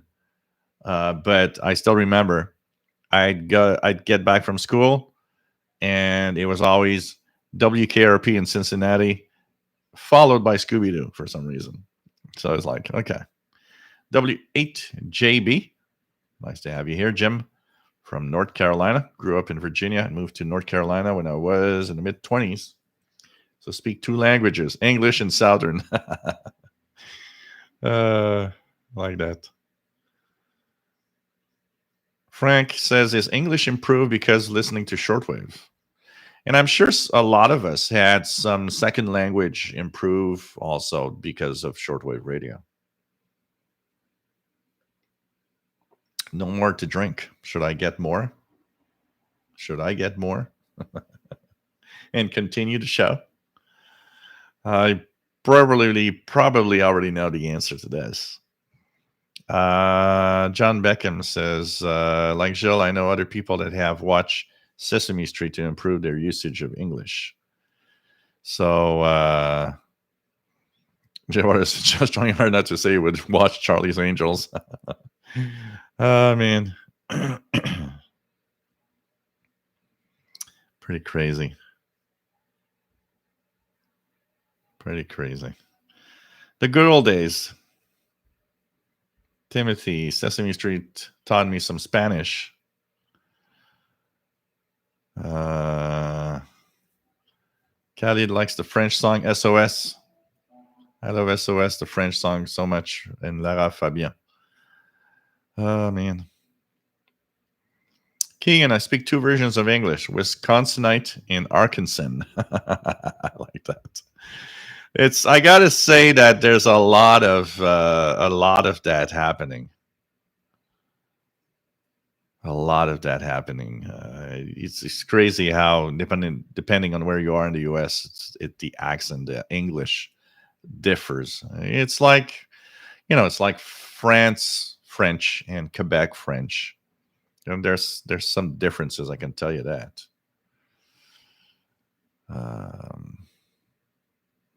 Vince learned English in Boy Scouts watching Benny Hill, Dukes of Hazzard, and Bob Ross. Weird mix. Bob Ross. The funniest thing about Bob Ross is that there's a place here where there's a lot of candy, and the candy store, they have tons of Bob Ross branded candies. And it's like, what? And it's all like these all colorful candies. It's like, yeah, okay. Oh, well, they made Bob Ross candy, apparently. Oh, man. Dukes of Hazards. Oh, yeah.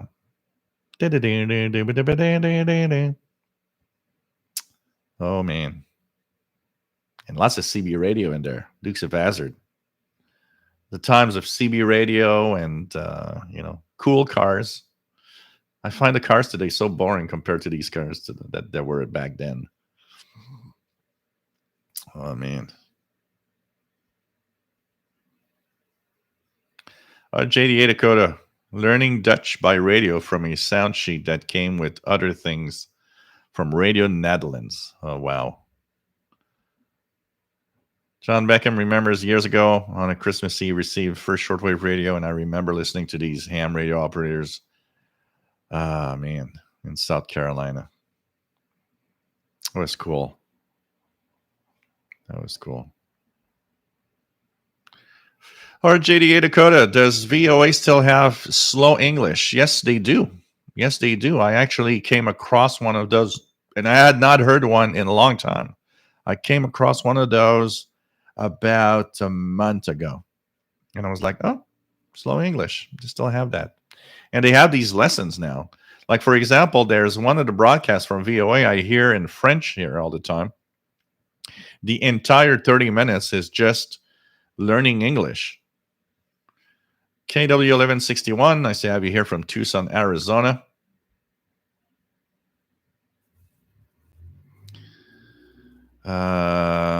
What else do we have?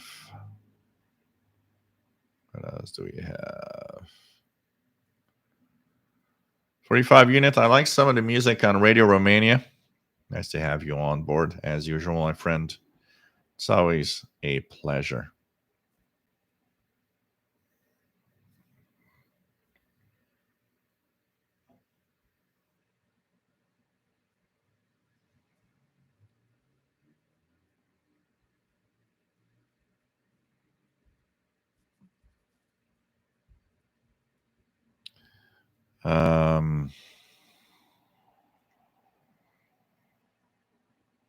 95 80 in June of what year?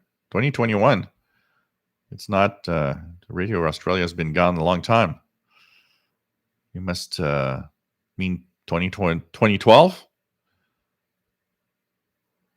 And 6 hours less. I've tried to learn French for years. I've never could pick it up. Still trying though. Things like France 24 and French movies on Netflix help too. Yeah. One of the things that helps, and I always told everybody, is when you want to learn a second language, is always to force yourself to watch movies and TV shows in that language all the time. That works great because you really pick up the language at some point. I mean, I would watch English TV all the time and English movies, and I think of all of my friends, I was the one that listened the most to everything in English compared to all my friends that were pretty much stuck in, only French stuff. I would go to the movies with my friends. There was no discussion. We would go watch a movie in French. But when I would go to the movies alone, no discussion. I would watch the movie in original English. Sheldon Harvey, nice to have you on board from Greenfield Park, Quebec.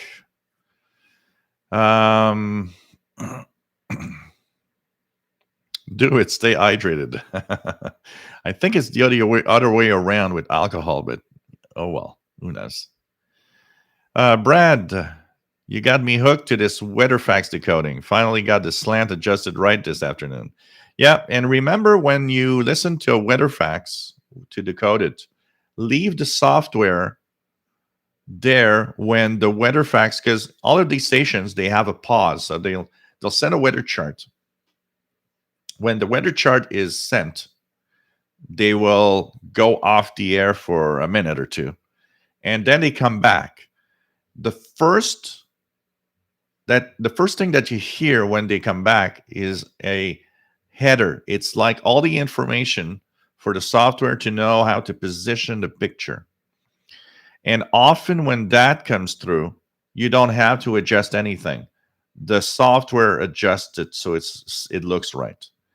Most of the time when you start, you have to adjust the slant or adjust all the time in the software. It's because you got it in the middle of the chart. Also, one big trick, by the way, guys, if you wanted to code the weather facts in FLDG, on the bottom right of your screen, there's a thing called AFC, automatic frequency control. Make sure that's off, because sometimes it will make the decode go wrong. It might actually remove the lines from where the actual audio is for some reason, maybe because of noise and so on. So remove the AFC on the bottom right in FLDG. That helps tremendously. RJDA Dakota, big difference between Portuguese from Portugal and Portuguese from Brazil. Yeah. Andy knew, the Appy Station show on Radio Netherlands. Man, all of these stations, pretty crazy when you think about it back then. What else do we have? Greece 9420, Jim's radio check. That usually comes in pretty well, actually. 9420.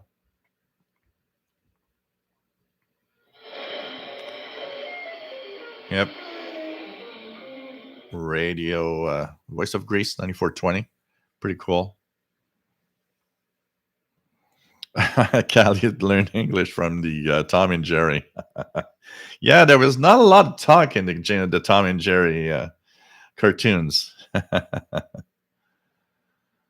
Paul, ça plane pour moi, Plastique Bertrand. Oh, man. I liked Plastique Bertrand when I was a teenager. There were quite a few songs. Ça plane pour moi. Well, he had Stop ou encore. He had Tout Petit, La Planète. For those that know Plastique Bertrand. We had a lot of really good Quebec artists back in the 70s, 60s, 70s. Here, it was like a revelation of Quebec rock and pop music. Pretty amazing. Tony, remember first hearing Radio Moscow? What is the strange station with American accents? Kamexi, I heard Bob Ross' family doesn't even own the rights to his name and make no money off the products. Oh, really? Oh, that's sad, though. It's kind of crappy. They should. I mean, it's Bob Ross. Tony, Shortwave opened up a whole new world to me, and concepts like the Iron Curtain, propaganda, DX shows, RBI, SRI, VRT, Berkeres, Silverson. Yep. Maze Man got a new Sea Crane Skywave SSB. Cool. Enjoy. Have fun. Tune around. Tune around.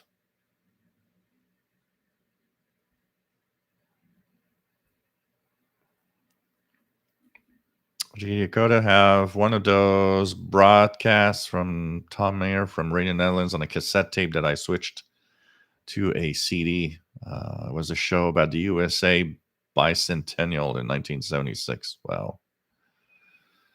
Yeah. Hearing the apartheid, you know, it opened up a lot of things. I didn't know. When you're a teenager, you're not that open to what is really happening around the world in general. But shortwave was important for that. I knew about apartheid with Radio RSA, and when they did that song, "Ain't Gonna Play Sin City," I was the only one, I think, of all the people around me in high school that understood what that song was for. And they were like, "What's that? What's Sin City?" Yeah, it's like, where's South Africa? You know where it is, at least. And it was like, that's where you notice that there was an importance for the shortwave broadcast for us to learn about all of those things that were happening in the world. And it was kind of cool. We were ahead of all of that. We knew about all that, and we would listen to these stations. Something would happen, we would listen to the broadcast of that country to see what they're going to talk about. Tony, Moscow also had the usual cheesy Soviet jazz shows, which had either a distinct military flavor or lounge quality. John Beckham, as far as stations transmitting power and wattage, it's probably a reliable fact that Radio Moscow had some of the most powerful transmitters broadcasting on shortwave back in the day. Yeah, well, it's not just them. There's been a shift in power used on transmitting on shortwave. There was you know what? We're gonna leave it at that, because I'm gonna go and get a refill. Okay. And let's put you guys to the soothing sounds of something that is listenable. No, let's see here. What's what could we put on? So I'll put the soothing sounds of CHU Canada 3330, and I'm gonna go refill. Okay, guys.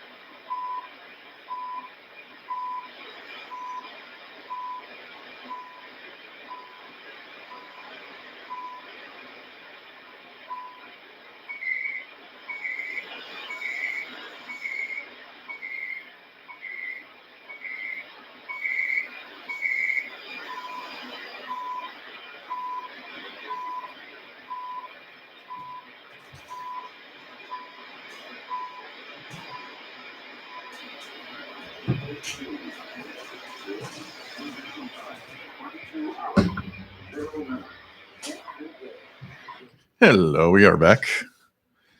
As Paul the cat wanted to have some food, so I had to, of course, open a new can of cat food, pet him, say hello. So we are back. So, power in the 80s, 70s was higher than most transmitters today. Um, it was, for some reason, maybe because they were trying to overpower everybody else. If you remember back then, the bands were very crowded on shortwave.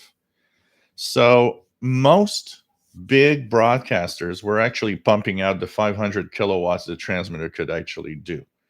Radio Moscow obviously did it, but most broadcasters did it.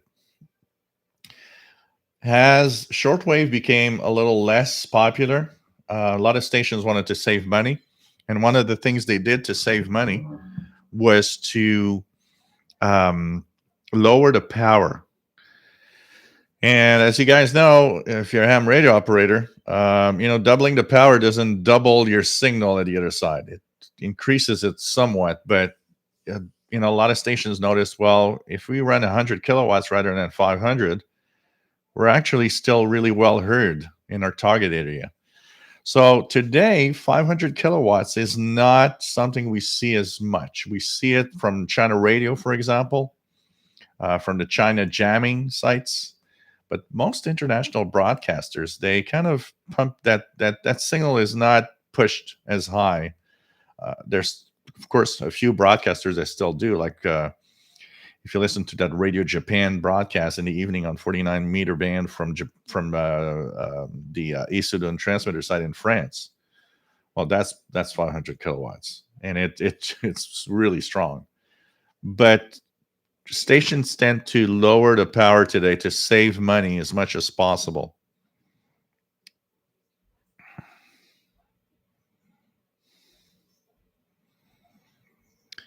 So, okay, let's continue here.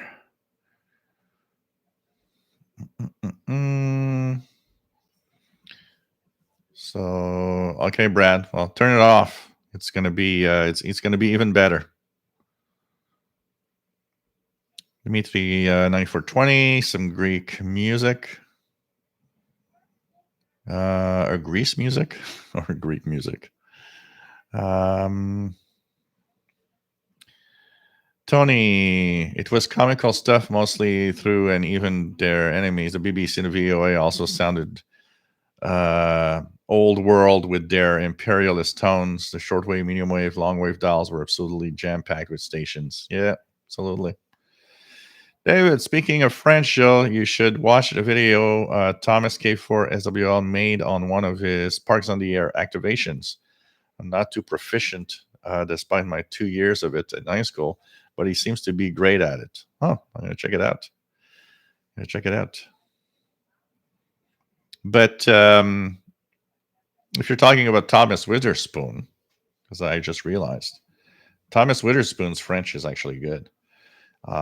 He actually writes to me in French, and it is perfect. It definitely is perfect. Robert Osborne, are there any ham fests in Canada like they have in the US where you can pick up cool radio gear? Usually, yes, but they still haven't really picked up anything since COVID. Hopefully, at some point, it's going to come back to normal. But yes, ham fests are a thing in Canada, for sure. Like WX50, Iron Curtain was all those countries, mostly Eastern European. Yep. Give us some great some great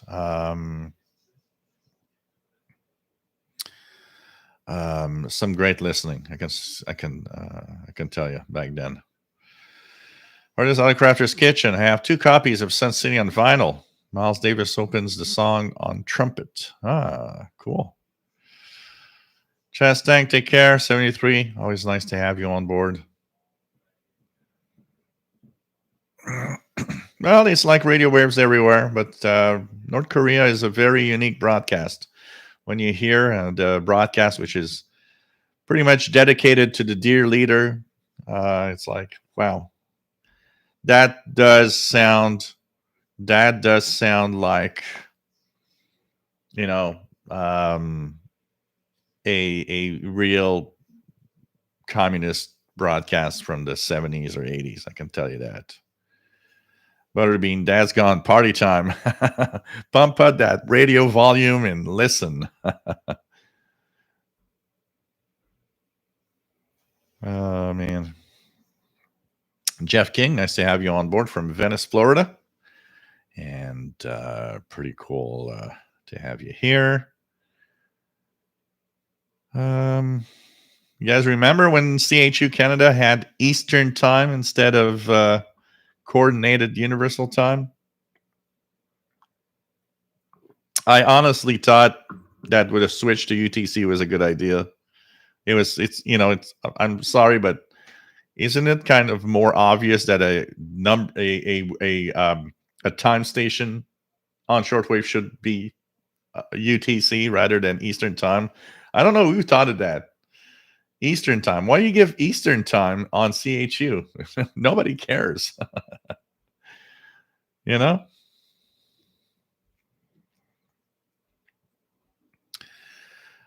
John usually listens to CHU on 14670. I've heard 14670 real good once, and it was because Eric Cottrell had tipped off that he never heard it so well. And I actually listened to 14670, and I mean, the signal was amazingly strong. It was the first time ever I had it so well.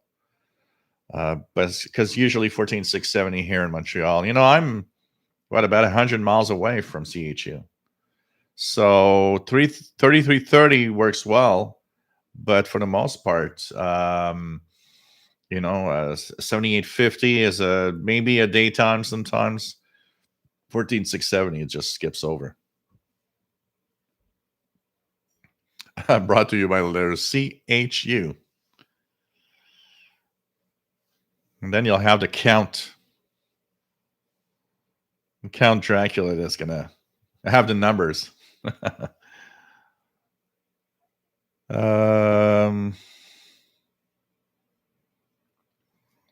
Butterbean says I was looking at my radios wondering what the dang time tone was. Oh man. So no, Mr. Paul the Cat was actually keeping me a little occupied. What else do we have?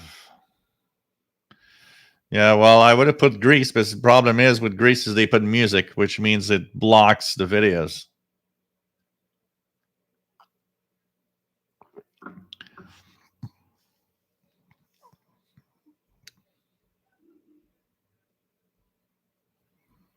Four to 5 second delay, not bad. Actually, the delays are not that bad, honestly. Beep beep beep. Oh man. Tony, I think a visit to Moscow, St. Petersburg, or Leningrad might be next on the agenda to see for real that amazing and bizarre culture that beamed in those exotic signals to my radio. Yeah, apparently it's an amazing trip to do, to go there even today. Russian woodpecker. Yep, that was loud and everywhere. Absolutely. Mike WDX50, Radio Luxembourg. Yeah, that one was much lower in power. Absolutely, there were a lot of these weaker stations. They were more difficult to hear, also in the mix of all these 500 kilowatt big gun radios. John Beckham, who remembers Radio Switzerland and Bern with the Swiss clock? Yes, of course I remember that with the Swiss clock. Yep. Easy James started getting into shortwave in 1990, but in the past 10 years, haven't listened much or bought any more radios. It seems like all you get is Radio Cuba and religious. Nope. I can tell you. In the past 2 hours, we heard Radio Romania. We heard Radio Prague via WRMI. We heard Greece. We heard quite a few things. Right now, there could be actually Turkey. Here we go. Voice of Turkey, 9830. Their audio seems low today. 9830. Voice of Greece. Straight out here. Yeah, their audio is lower than usual today. Voice of Turkey. We heard Mali on 5995, which is always an interesting listen with their unusual music. It's actually still coming in quite well right now, 5995.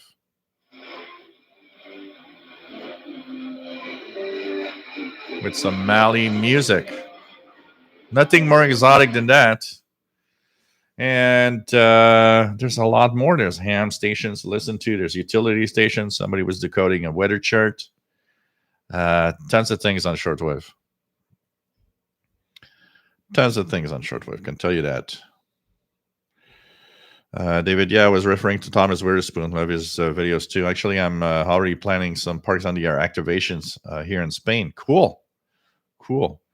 Yeah, Thomas Witherspoon's French is really good. Honestly, it's really nice. He spends because he's got some family around here.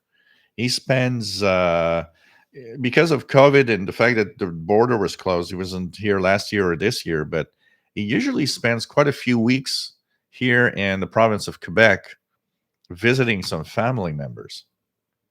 So 123 ABC. Is the 330 better than an XH data? They're both as good as one another, but where you might go to the XH data is because of the air band, because you can listen to the VHF air band, and the RDS functionality on FM. Where you would go to the 330 is for its amazing precision in tuning up to the 10 hertz, and the fact that you can calibrate the frequency, which makes it easier on single sideband to go around. Apart from that, amazing radios.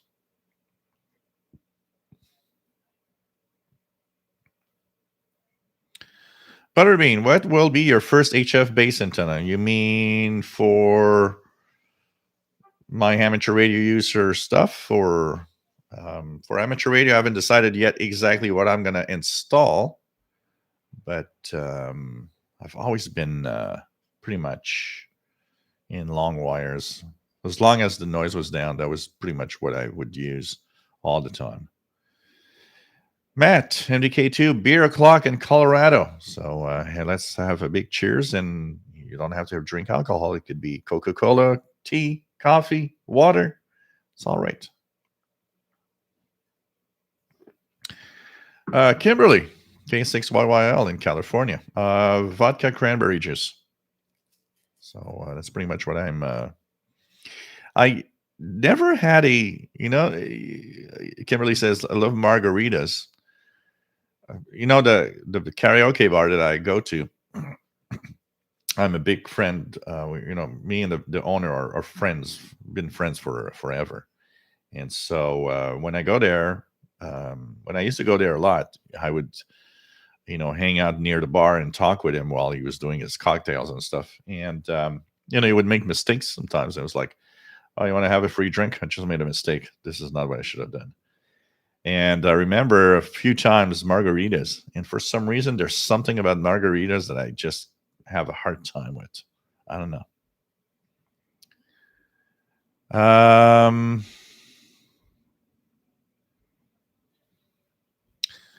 Christian Marcoux, weren't you thinking of setting up your antenna to be shared through some SDR? Anything new about that?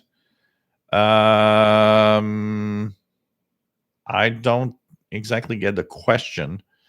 So what you share online is actually not an antenna, but a radio. So it's, if you tune around a radio.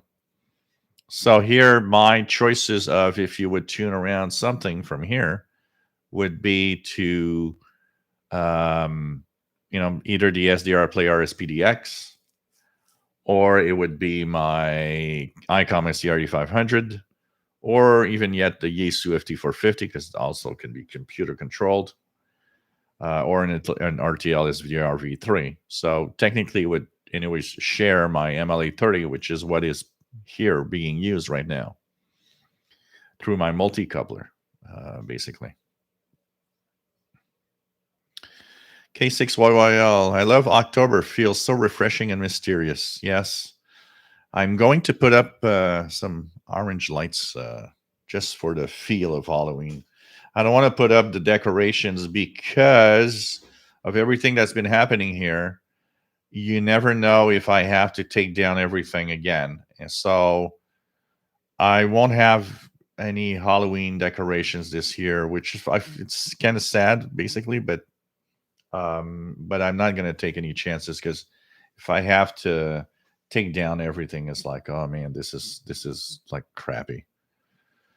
Unless in 2 weeks I'm like, okay, I'm taking everything out. But I purchased some incandescent orange lights, and I'm just gonna I'm a sucker for just incandescent bulbs everywhere, and they don't make any interference.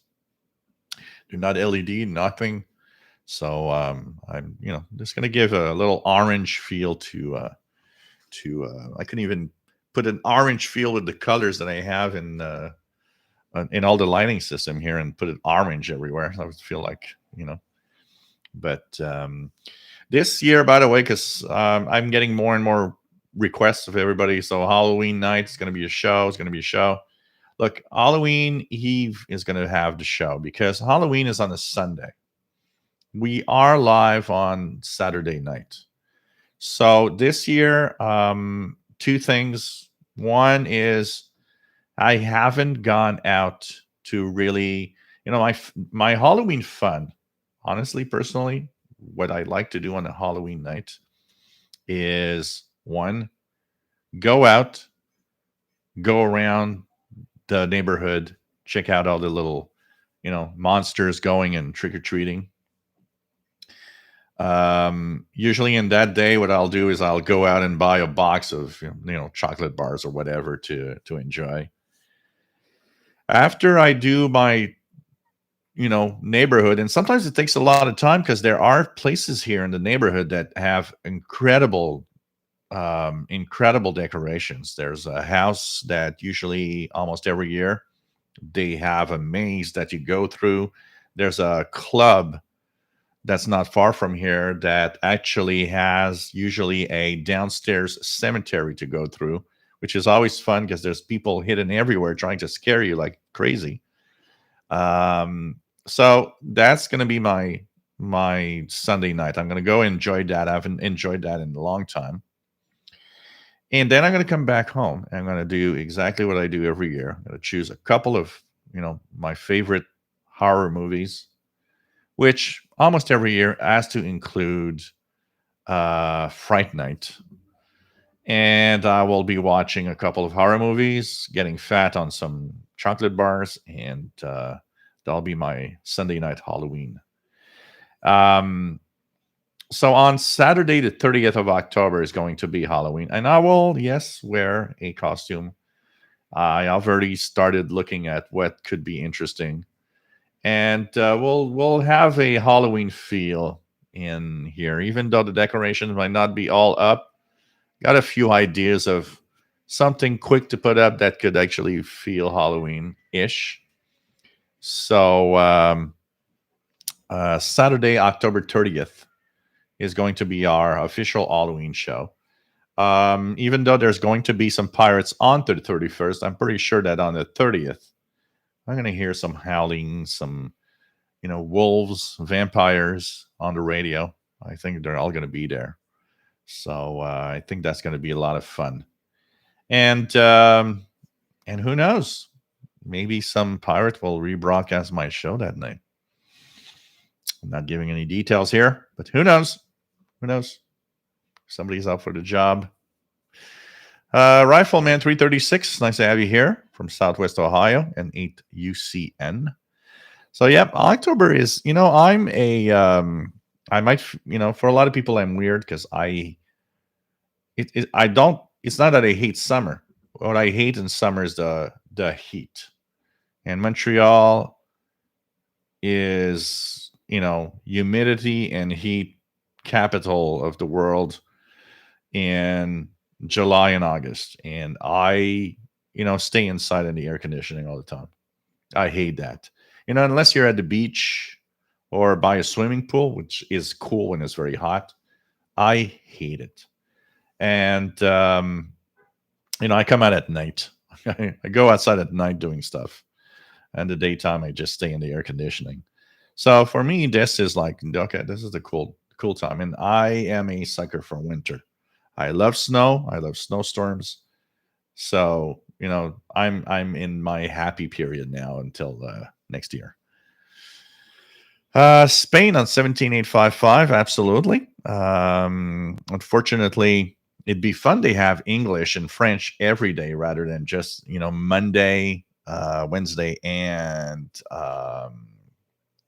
Friday. But let's try 17855 here. Coming in well tonight. Wow, it's not coming in here in Montreal. Propagation is not making it on that frequency tonight. JDA Dakota loves the station on 5995. It makes it, really exotic feel of shortwave, honestly. Totally.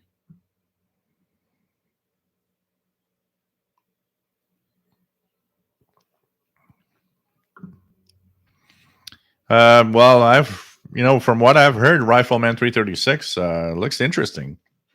I was talking earlier about Alan Willie in Newfoundland that was getting Hawaii on medium wave.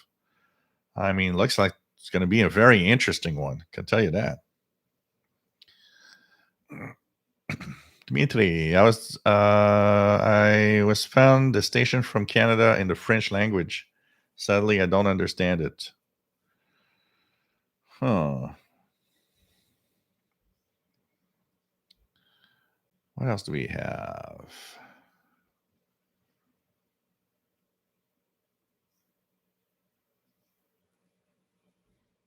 What else do we have? We were talking about Radio Australia 9580.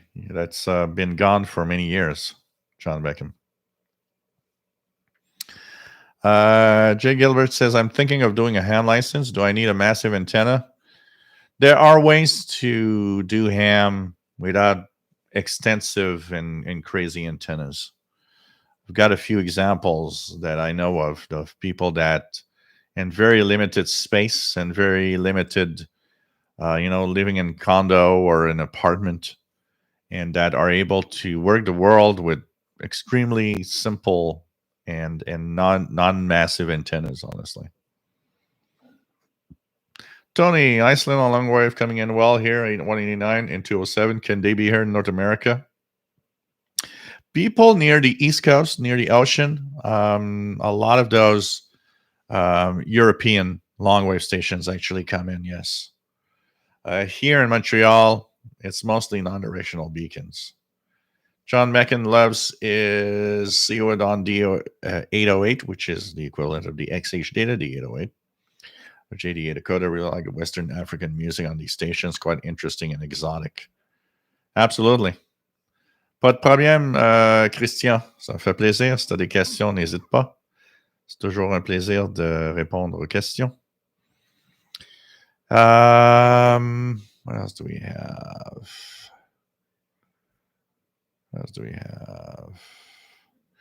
Yeah, let's hope there's going to be some interesting pirates on Halloween. Jim, nice to have you here from Rhode Island. Do a live show from the haunted house. One of the haunted house here, they don't do it every year, so it's like I think they kind of take a year off every time. And I don't know if last year they had one, but it is crazy.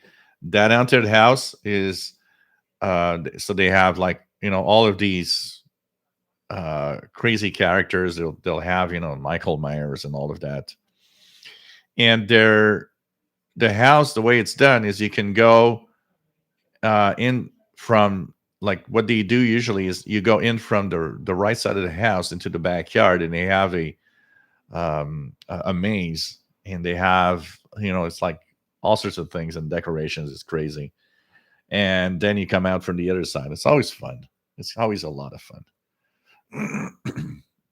And I mean, the people there that are in their characters, they are in their characters. If you got a zombie coming out to you, I can tell you, they're intimidating. I remember last time I was there, it's like there were a couple of girls that were like really freaked out. It's like the monsters are onto you, and I can tell you that. It's like being in the Thriller video. Oh, that also is something that I always watch, is Michael Jackson's Thriller. I mean, come on, it's a classic. And I'm beyond the trash of whatever life he had and so on. I'm more into the can I just enjoy the artists, what he did, and that's it. And the rest is like, look, if whatever happened, it's sad, but you know what, I still want to see Thriller. I'm sorry. NDK2, pirates haven't been active on Halloween recently. First time I tuned in, I couldn't believe all the pirates, but since about 2018 hasn't been the same. Only Wolverine was worded last time. Yeah. And with that name, Wolverine, he's got to be on at Halloween. I mean, come on, Wolverine. You got to be on at Halloween. But like we were saying, because we talked about it, was it Wednesday? last year, um, with COVID, there were so many pirates. I mean, one thing that COVID did is, wow, we had pirates all the time. It wasn't anymore we got pirates on weekends. It was last year was we got pirates all the time. It was like pirate heaven. And when Halloween arrived, I think they were pirated out. It was like, okay, well, I'm done with this. I pirated every month and every week this year. I'm not going to do a special Halloween show. I wouldn't be surprised that some of them were like, oh no, I don't want to. I don't feel like doing something tonight.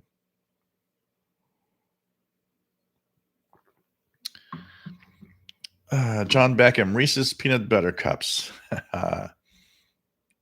For some reason, the boxes with the small chocolate bars, I don't know why. I know it's the same thing, but for some reason, the small chocolate bars, I find it tastes better than the big ones. I don't know why. It's maybe in my head, but I don't know. Oh man, John Beckham really likes his D808. Cool. Mad Max 2069. Nice to have you here.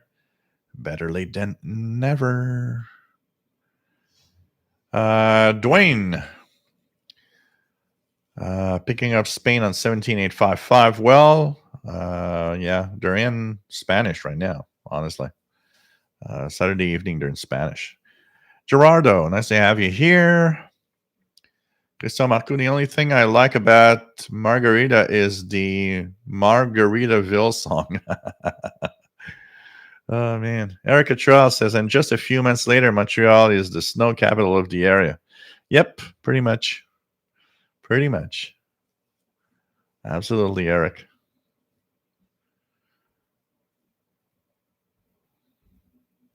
And for those of you that enjoy that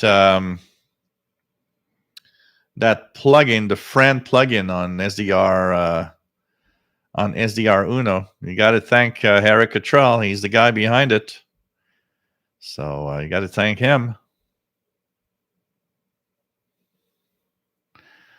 Kimberly says, if they use Jose Cuervo and margaritas, it ruins the taste, in my opinion. Okay. I don't know what they used. I don't know what he used. I would have to ask. But I've never been a fan of margaritas.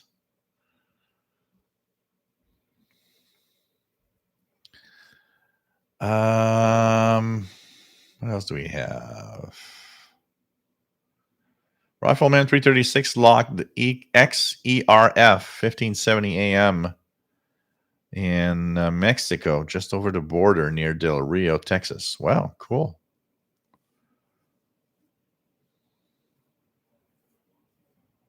Tony says, I'm a pirate at heart going with that flag behind me.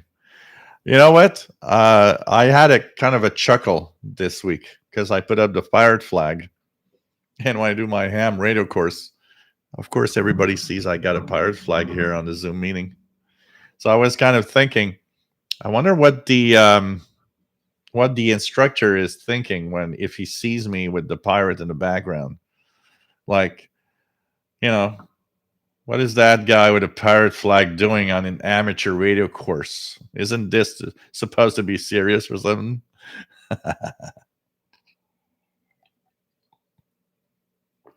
Oh, man. Mike says that he, nice to have you here, by the way, that finally got the radio, the Texan 330. Did an AM scan and got 99 channels last night. I was blown away. Oh, it's amazing. Absolutely. Oh, China Radio. Yeah. Okay, John Beckham. Yes, China Radio does. We got mixed because I was talking about Radio Australia in the morning. But yes, China Radio broadcasts on 9580 still, yes, in the evening in English. They have English and Mandarin Chinese broadcast from Cuba. Transmits from the Cuba transmitter site.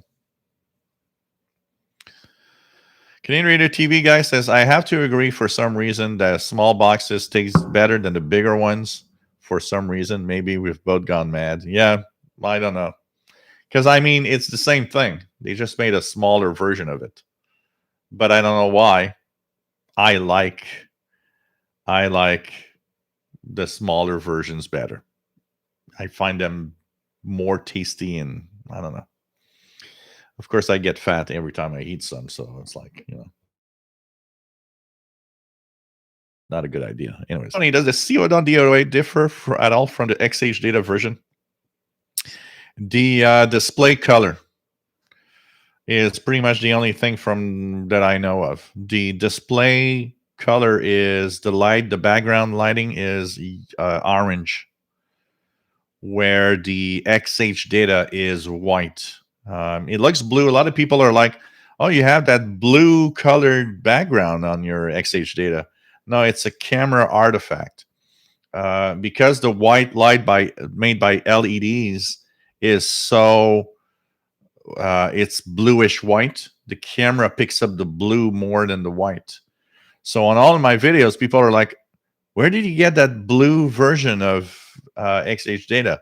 No, it's white. It's white. It's just that the camera focuses on the blue more than the white. So the Ceodon has an orange colored display. From how did I know?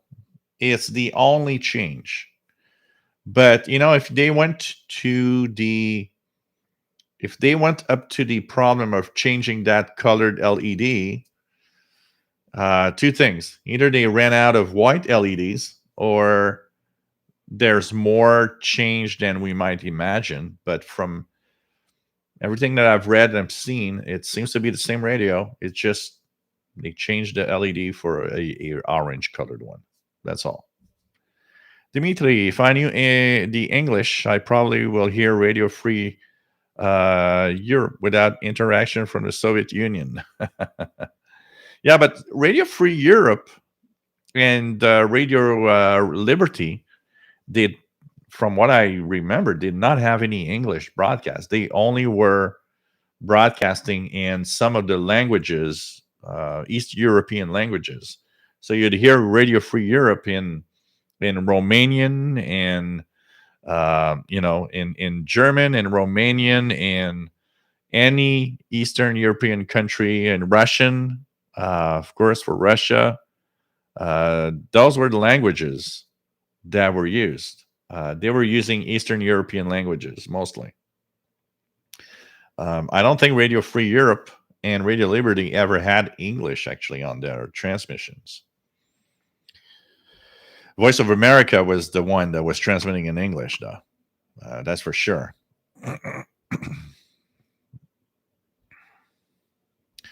Tony, starting to hear VOCM 590. That's from Newfoundland, I believe, right? So, K6YOL, 1.5 ounce tequila blanco, 3/4 ounces triple sec or Cointreau, 3/4 ounce lime juice, and to make it a Cadillac margarita, add a shot of Grand Marnier. Okay. I don't have any of those, but I'll ask, because where he does the recipes pretty much. I'll ask what he puts in it. So there's a tech guy. I'm trying to remember. I don't remember the recipe actually, but there's a tech guy that does videos for Windows, and he has he calls it the Windows blue screen of death drink or cocktail. And anyways, what he puts in it, it's blue when it's in your glass. And he says that when you got a blue screen of death, you got to make that drink. And I remember when he gave out the ingredients, it actually sounded good. And I was like, I need to do a blue screen of death cocktail.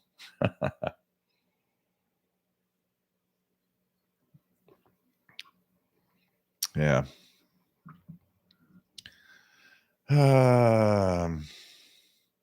Robert Osborne, what kind of Things you discussed on the UHF VHF live broadcast. Mostly, for the most part, we've talked pretty much about satellites, amateur radio satellites, because it's much more international, you know. So so you got 9580 week in Alberta, 31 meters BBC. Do I got something on 9580 here, by the way? I got absolutely nothing. I got an S9 noise level. I need to check my cables because you know what? The noise on my icon seems to be higher than all of my other radios. I will need to check out the cables to make sure they're okay. So, okay. 9580 at this time. So you got BBC, you say? 9580. You're out there in the West. 9580 at this time. BBC. From Oman transmitter site. Okay. Interesting. I got nothing here. I got absolutely nothing here. Even on the SDR, if I look 9580, barely. The SDR, if I look at the SDR, there's barely a little peep of signal. But pretty much nothing. Pretty much nothing on the SDR here.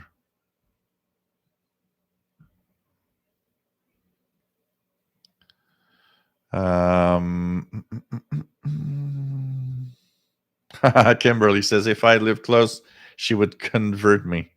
Then I would be doing live shows with the margarita now. Also, because the margarita has a an olive. Somebody told me you got to pick out the perfect olive for it, or else it doesn't. It isn't the same. Who knows? So maybe one day I'll go by California and we'll meet up and you'll show me your famous margarita and I'll say, okay, you got me now. Andy New, my XH data is an exceptionally sensitive airband with really low noise floor. What did amaze me about the XH data, I have to say, is when I DX'd the long wave band for non-directional beacons a few weeks ago, maybe a month ago. I was surprised at how crappy it drops really, really bad below about 300 kilohertz. And notice that if there is one big flaw of the XH data, is how bad it is on long wave, actually. John Meckham, do you see anything that might produce a resurgence of more shortwave stations coming back on the airwaves? I don't see a resurgence of stations coming back, but I do see one thing. I think what's left is hanging on, thinking, you know what? There's something to this that we need to just continue. I mean, if we look at the general shortwave scene for the past couple of years, don't have a lot of stations that left, or very minor stations left. Some that have left are the ones that had difficulty and like their transmitters were dead or something. And what I see is that, look at Deutsche Welle that actually added broadcast for Afghanistan, and look at how quickly BBC, Voice of America, and so on can shift transmissions when something's happening in the world. I think there is an obvious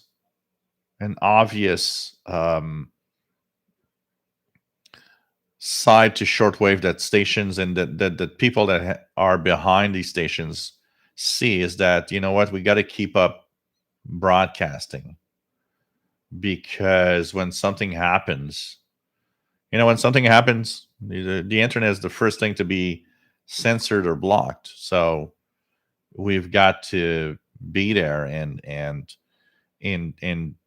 give news. And we see it right now. I was surprised about Deutsche Welle doing that move because Deutsche Welle, for me, is a dead station. What I mean by that is that they've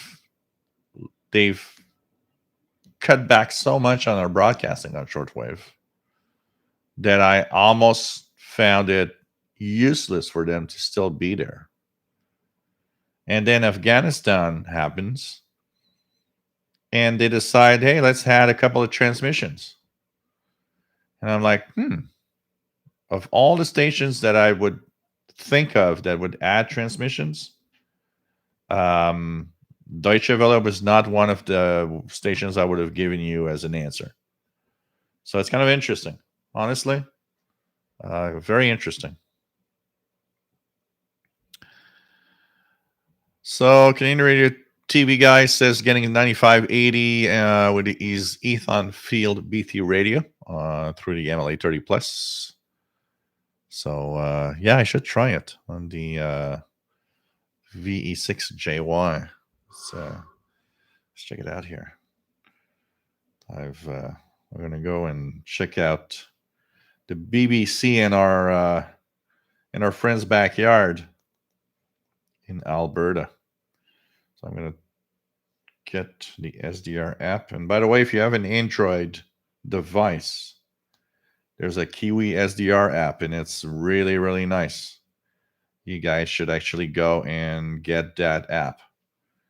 It enables you to get the Kiwi SDRs on the map. And then, for example, here, I'm going to use the capabilities of the tablet here. So I'm going to actually stretch. I'm going to go. So Alberta's here. I'm going to go get a VE6JY that I know is here. So you click on it. Brings up the SDR that you want. So this one's in Alberta. And now I'm going to put AM. I'm going to go to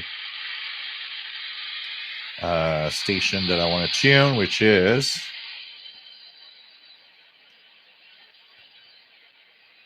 9580. And there you go. Definitely better than here.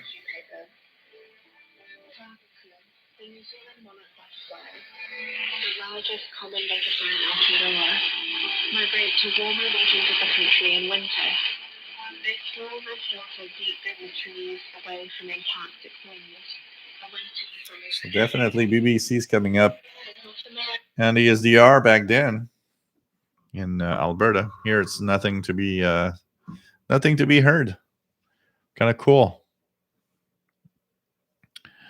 So anyways, to complete what I was saying is I think what we have left is understanding that shortwave is important to keep. And I think it's going to be better for the future because of that. The time of losing stations is not as problematic as it used. There's a lot of more private broadcasters are also coming in. So, I think we are at a time when that's, and I say it, right? Those stations, let them know you're there, because that's going to keep them.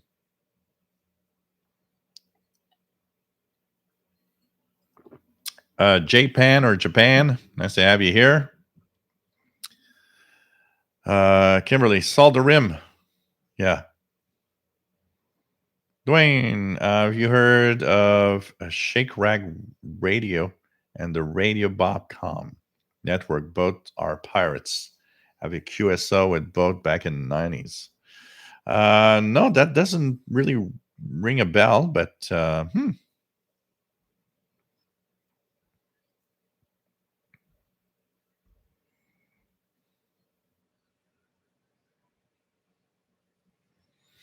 Kimberly says, sounds like a fun drink, blue screen of death. That's probably what you feel like if you drink too much of them, too. Tony's 9580 coming in quite well here. 7.9 on the signal meter and the SDR Uno. Cool. Dmitry, all the people from the Soviet Union who was on shortwave Had to glue it to the radio for listening to radio broadcasts for Voice of America on Russian language. Yep, yep.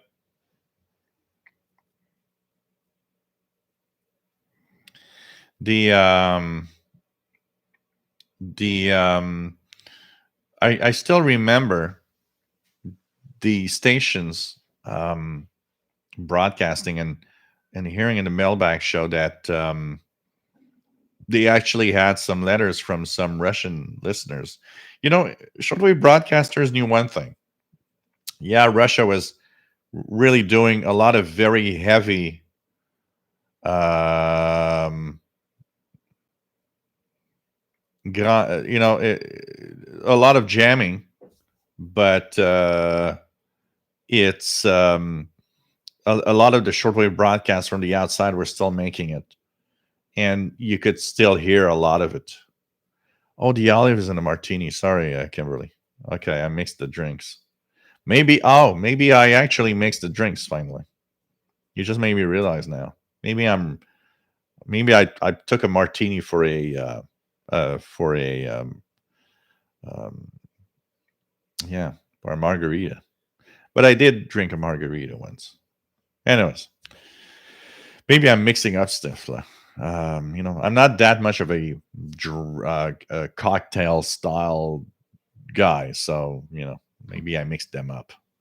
Anyways, a lot of the broadcasts from the Western world actually made it to the Russian territory. I can tell you that. So people were hearing stuff for sure, Dimitri. John Beckham, Joe, there is a market still out there for shortwave. Good answers. You love me when I talk about the Grand Marnier and the Cointreau. Grand Marnier and Cointreau. Actually, Grand Marnier I had as a gift. The first job I ever had in full time 1989. There's a bunch of people that got together, and at Christmas I had a Grand Marnier. I had never had that before, and they bought me a big bottle of Grand Marnier as a Christmas gift. I remember Grand Marnier and Cointreau. So okay, maybe I was mixing up stuff. So I need now to taste your I need now to taste your margarita. Maybe I should try your recipe. Timothy loved listening to Deutsche Welle. Yep.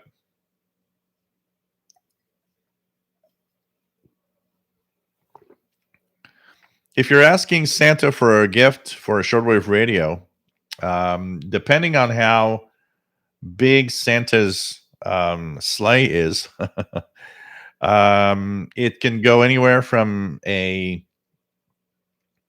Texan PL330 or XH Data / Coadon D808 to some big gun radio like a Texan H501X, which is truly a shortwave boombox in stereo and FM. So it depends what you want. But Texan PL330 is it's an impressive package for the money spent. John Beckham, shortwave, one of the easiest ways to keep the truth heard. Of course, yes, absolutely, absolutely. That's for sure. So the app name, Vince, is Kiwi SDRs. Kiwi SDRs. So think of the fruit, the kiwi, Kiwi SDR. So it brings you all the Kiwi, the receivers that are online. So once you have it, you just tune whatever Kiwi SDR you want. It's truly a nice app to have on Android. I don't know if there's an equivalent on iOS, but on Android it works well.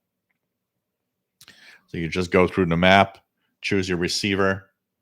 Like the other day when I was trying to listen to that whoop whoop signal from, I went to, one of the receivers on the West Coast here, and I just click. You choose a receiver. So this one, for example, that I just chose is a receiver from Idaho. Click on it, moves you to the main listening window, and here you go. You got the waterfall and everything. So now it's on medium wave on 670 kilohertz. I could go, and I'm gonna tune. Let's try 9580 on this one. There we go.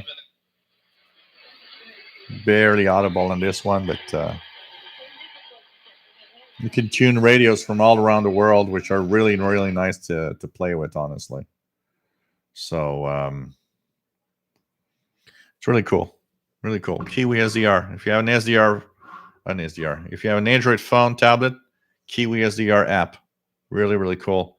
Taps in directly into those SDRs. Sergeant Rock, nice to have you on board. And Light, Smog, and Kilauea's Eruption. Oh, really? Youch. Smells like rotten egg. Youch. 15 miles northwest. So take it. Hope nothing bad happens because of that. Nice to have you here, Sergeant Rock. JJH says it's happy hour. Yes, it is. It's happy hour for radio. Okay, now Mobile Armor Strike Command. Jill should create a mixed drink on the air and call it Shortwave Broadcaster, or just a Shortwave Cocktail. How about we do one and it's called a Shortwave Cocktail? You know, the best place to do that will be on my nephew's. My nephew Gabriel has almost a full bar at this place.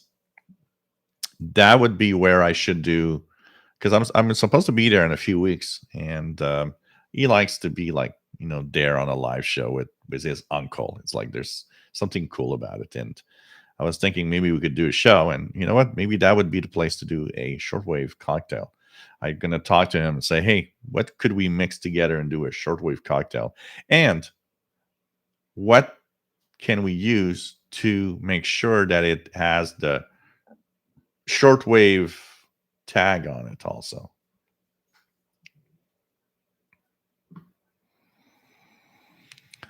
Ah, man. Kimberly, it is not 5 o'clock here, but it is somewhere. Oh, God.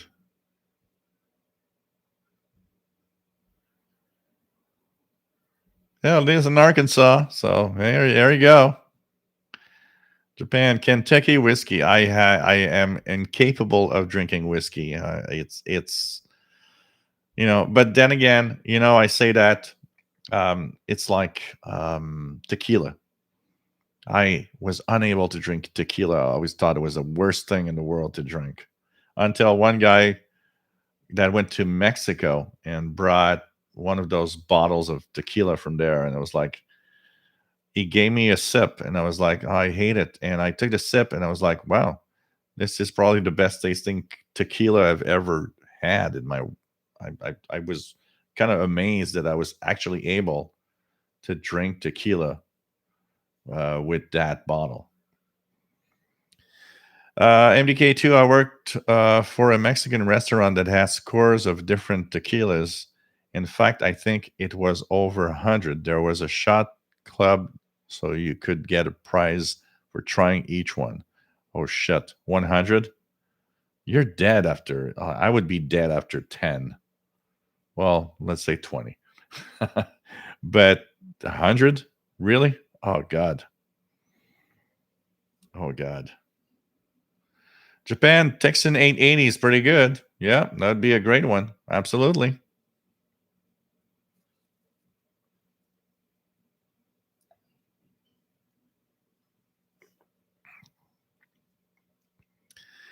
Does the cat have his own shortwave radio? Of course he does.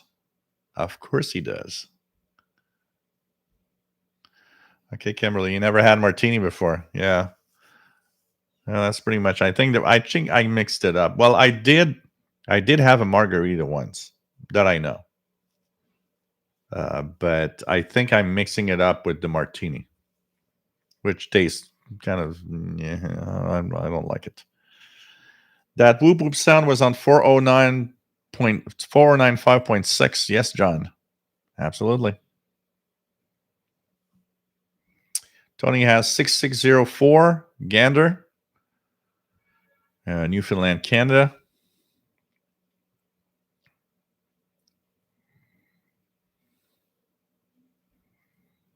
Keegan says, sounds like WSCR 670 there.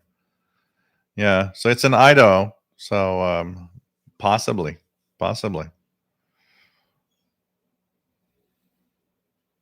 Meowcom, and his antenna is a meow 830. Oh, man.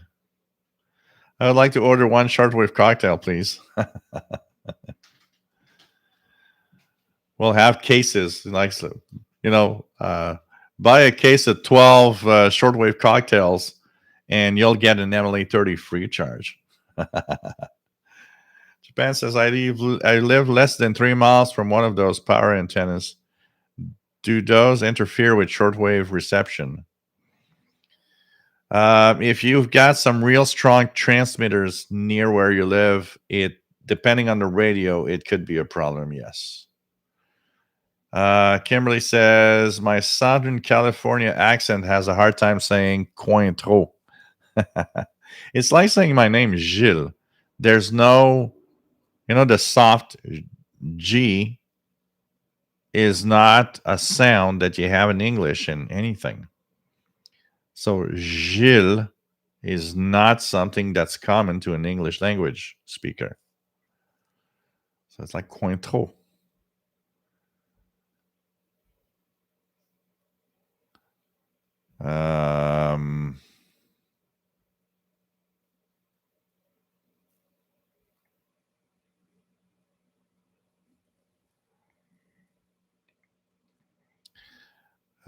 MDK2 tequila is also a spirit you need to have the good stuff. I hate it the first time I tried it, but my best friend got much better stuff, and that's all right.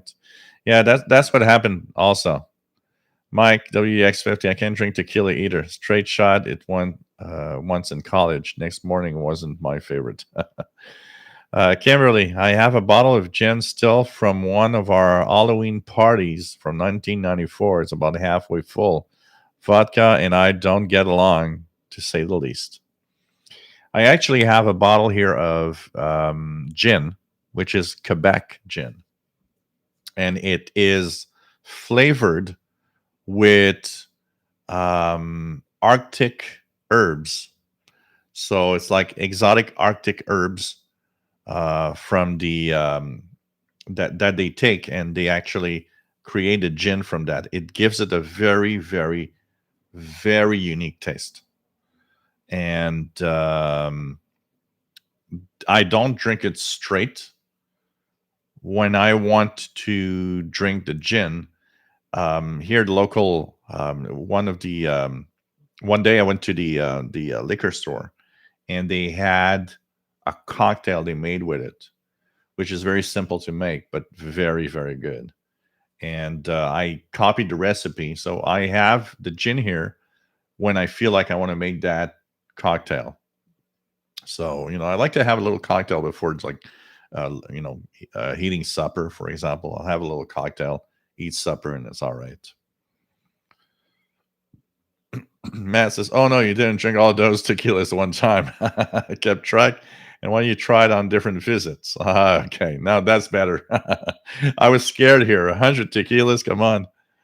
There was a pizza restaurant with over 100 beers, and that had a similar club too. Okay.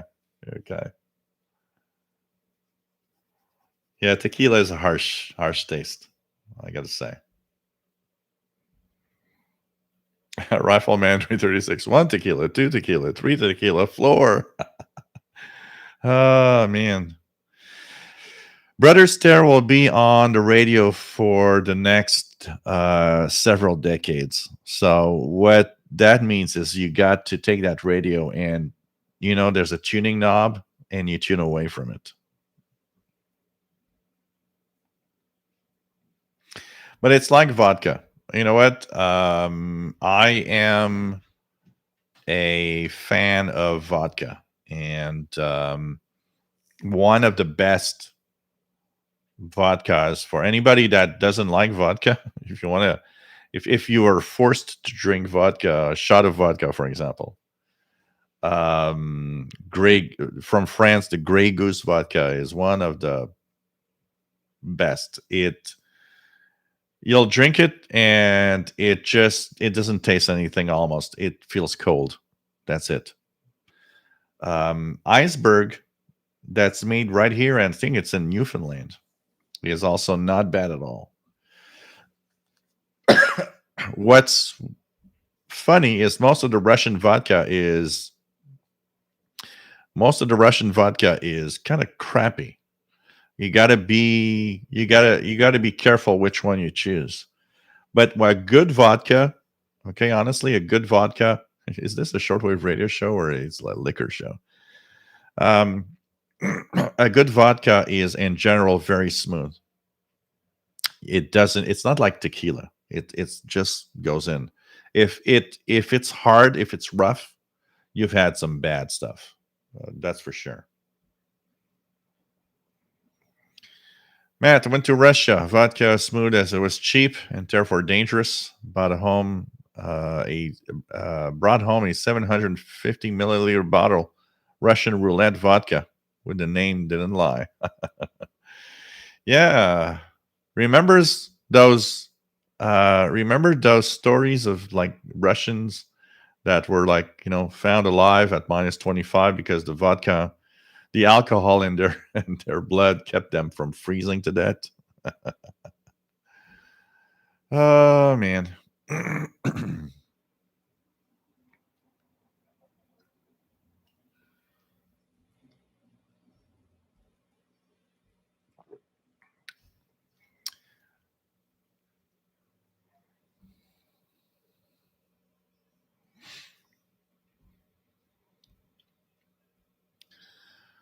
um, what's the Arctic gin called? Ungava. From in Quebec we have an area up north called Ungava. I'm gonna Ungava here in the chat room. It is made with herbs from the Arctic areas of Quebec. Ungava gin. There we go. And 6RLS knows it all. So I got a bottle in my freezer. I keep the spirits in the freezer to keep them real cold. It's pretty amazing. Pretty amazing.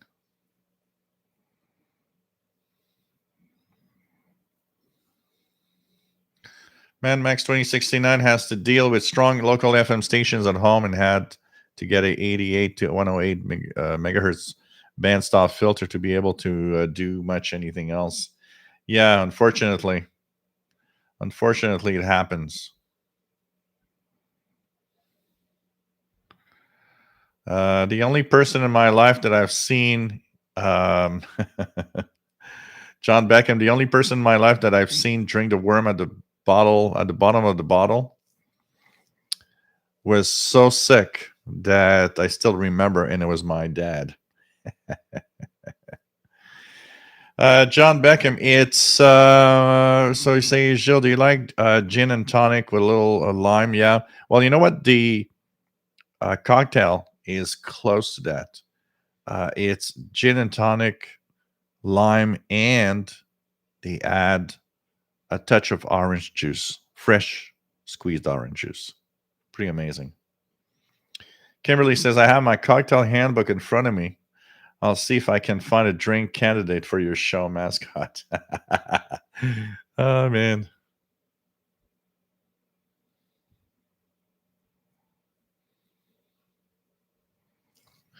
Well, I'm not saying all Russian vodka is crappy, but pretty much most of what is sold commercially here that is from Russia, like the Moskovskaya and stuff like that, that's crappiest vodka you can have. Crappiest vodka you can have. Official alcohol drinking channel. Oh man.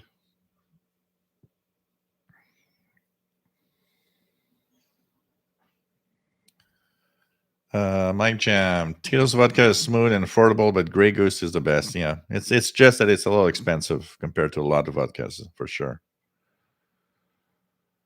Mike WS50. I like a potato vodka called Luxosoa. Oh, we left Shortwave for the bar. Yeah, we're at the bar tonight. So we all took Shortwave for a few hours, and now we're all at the bar talking about drinks and how we have fun with radio.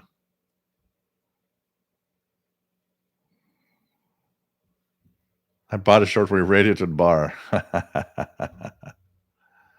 WTWW, waiting for WTWW on 5085. What else do we have? TVDX Reka Vodka. I've never had that one, so I'm going to have to try it. Mark, I had to drink the whole bottle and the worm at my bachelor party. I was so sick on flight. Oh, I can believe it. I can believe it. John Beckham, that is what is so great. It's all about your shortwave club.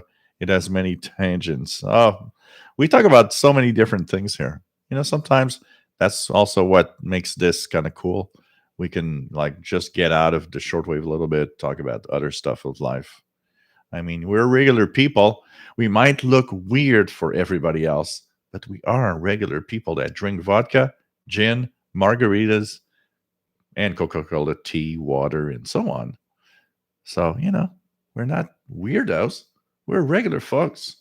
We just like our radios better than anything else. Oh, man.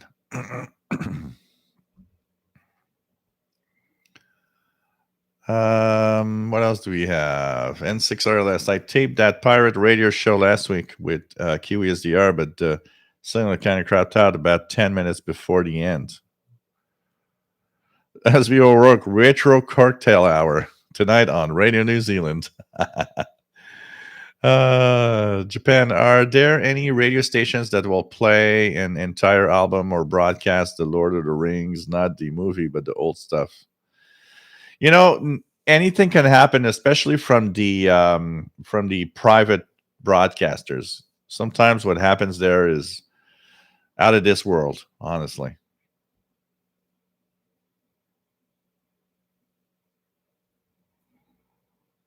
Oh man. Kimberly, welcome to 2021. Bottoms up. At my husband's holiday party in 2019, we won a cocktail making gift basket. Did we know it would come in handy from then on? You do a couple and you're like, wow, you know what? This is kind of cool, actually. It's kind of cool. What about an interval signal, interval before closing time? Yeah, we're at 3 hours and 10 already. It's crazy. I never thought. I came on. You know what? I came on. I was super tired today because I didn't sleep last night. And yesterday was a crazy. And I have to work and finish my messenger utility column, which is almost done, but still needs work. So it's like I worked on it before. And so it's like I came on and I was like, am I really going to do 3 hours today? Well, it looks like I did. Pretty much. So, it's one of those moments. So you know what? I'm not gonna go off immediately, although there's not much time left. But we will do a little something here. You know what? Let's put a little disco feel to the room here. How about it? Play a few interval signals. Here we go. I'm gonna do this. This and this and this, and let's put the one up there. Here we go. This, and here we go. Colorful lighting for now. And How about we do a few interval signals and stuff? Yeah, Eric Control, I saw that you did it before me. You know what happened, Eric? What happened to me is that I realized a week ago that the end of the month was here. And it's like, oh crap, I need to do the messenger column. So it's like last minute. And this week, mix it in with more stuff to do than usual. Oh man. So I'm going to finish it tonight. I told Sheldon, it's like, I'm going to send you that tonight. Oh, God. So, what else do we have? So here we have the disco night. Okay, let's check it out. Is that website back? Intervalsignals.net. No, it's not. Intervalsignals.net is still off. Huh. Okay. So let's go here to radio. Radio. Okay. Here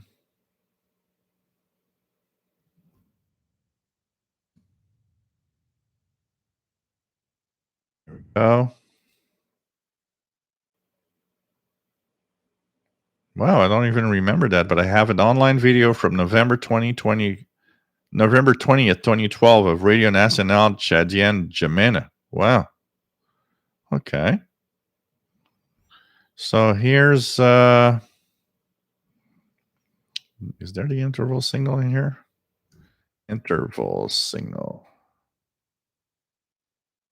Okay, nope, nothing there. Okay, then let's check out for some old stuff. Whoops, not that. Let's check out.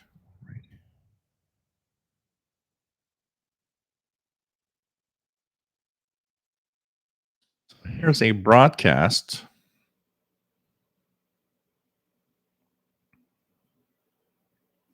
from September 26th, 1982 of Radio Netherlands.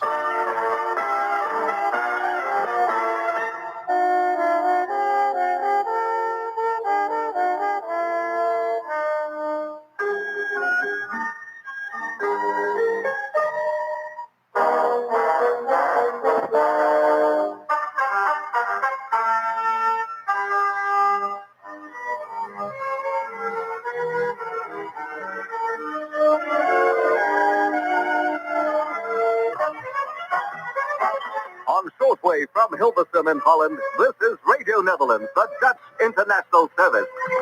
It's Sunday and time for the Happy Station Show, produced and presented by Tom Meyer. The Happy Station Show.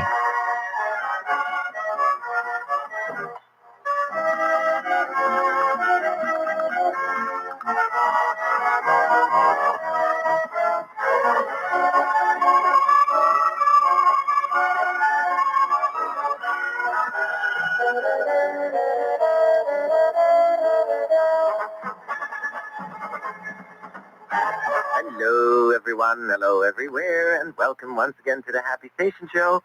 And if I sound as if I have a cold, I know I sound as if I have a cold. I do not have a cold. I only sound as though I had a cold. Well, welcome to our show on this 20-something or other of September. The 26th of September, of course. He sounds more like he inflated. The show on the 21st. He swallowed a helium balloon before he talked. Recording, but I have to today because the 21st, of course, was the official beginning of autumn. I won't go on lamenting about autumn because I've done so often enough, but I just wanted to tell you what the date of recording was so that you'll understand if we're in a bit of a mood. To make it even worse, things were not too bright anyway on the 21st because it was really sort of, and dark, and although the temperatures lately had been beautiful, I will never forget that on, when was it? Last Sunday, the 19th, I was having dinner with friends down the road because their daughter had celebrated her birthday, and as we left, which was 10 o'clock at night, it was still 21 degrees outside. I mean, on the 19th of September, incredible. Incredible. Especially here in Holland. I also met a lady the other day who comes from the United States, who lives in Florida, which of course is yum. And she arrived, I think, on the 19th or the 20th. And she said, well, I have been watching the weather forecast for Europe, still being in Florida, and she'd seen that the temperatures weren't too bad out here, somewhere up in the 50s, she said. And she thought, wow, that's probably just a spell of Indian summer, as they call it. And then, of course, when she got here, it was up in the 80s. And she brought the wrong clothes because everything was too warm. Okay, well, anyway, welcome to the show today. And I think I can simply say that it's your traditional and usual team once again.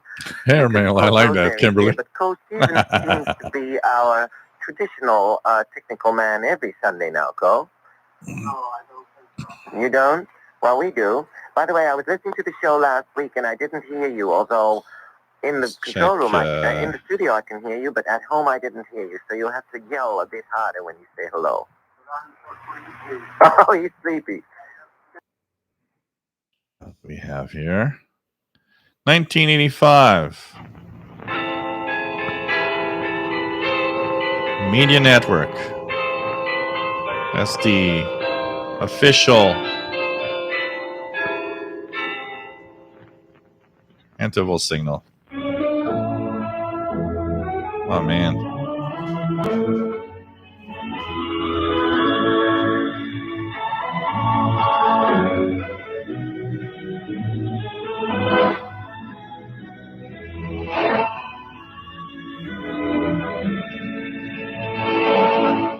This is Radio Nederland, the Dutch World Broadcasting System in Hilversum, Holland. Good morning, good afternoon, or good evening, everybody, and good evening especially to listeners in South Asia.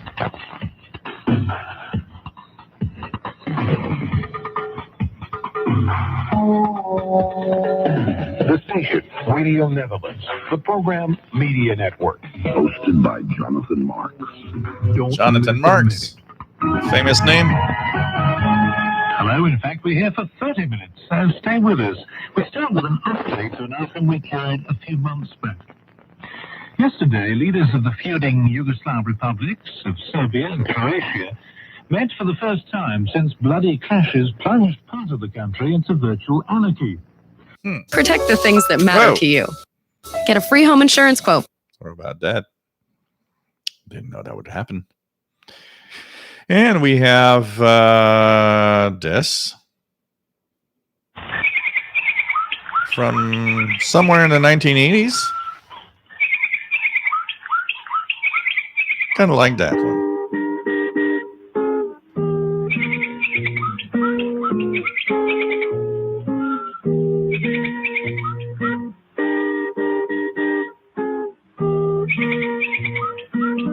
Hey, I was listening to that interval signal when Alice and One Day at a Time and the Jeffersons were playing. This is Radio RSA, the voice of South Africa from Johannesburg.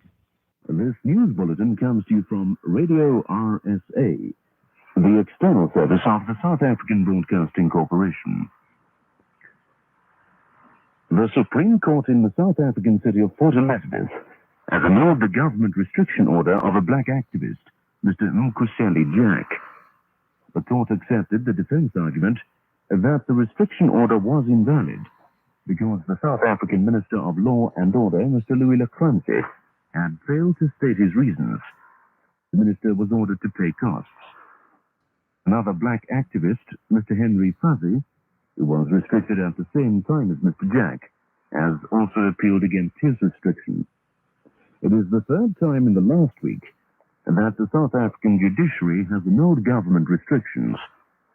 Earlier, 16 people had their detention orders declared invalid by the Bloemfontein Supreme Court, while shortly afterwards, the Johannesburg Supreme Court ordered the release of 3 detainees. And here is another station, Radio Sofia, Bulgaria, before it was called Radio Bulgaria later on, from May 26th, 1989. Leader of the Soviet delegation to the talks on the second day was even more dynamic and polemical. It can be said that with the help of television, the entire country took part in the open opposition of opinions on questions which now concern everyone. The opinion is unanimous that the election of Mikhail Gorbachev to the post of President of the USSR Supreme Soviet is a recognition of his personal prestige and his merits in the process of restructuring. This is the highest-ranking official in the USSR. And their interval signal back then was Radio Sofia interval signal. Interval signal. Let's have that. Here it is.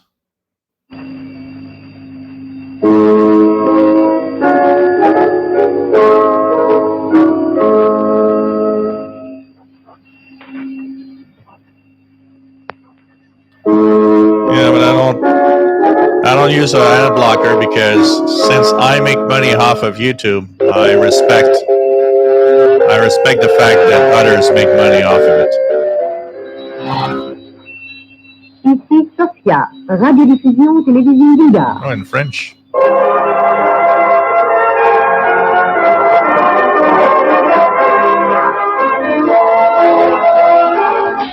Take care, Glenn Zeckman. And this is. Who knows what this is?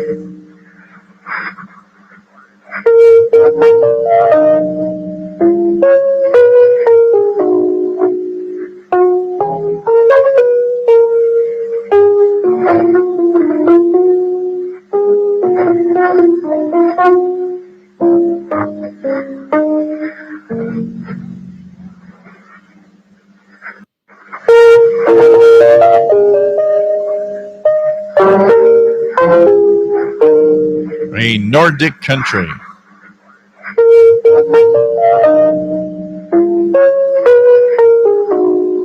Yeah, Radio Norway. RJDA Dakota has a point.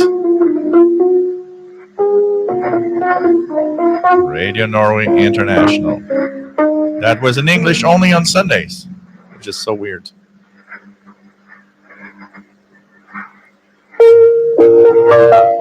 No, it's not Finland, because Finland, Radio Finland,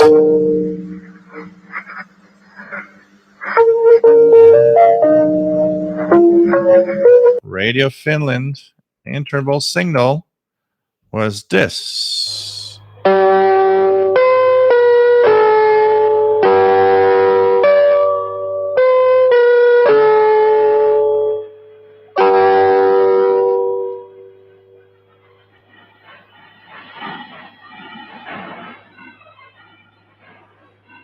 Hey, Darren, nice to have you here from Australia.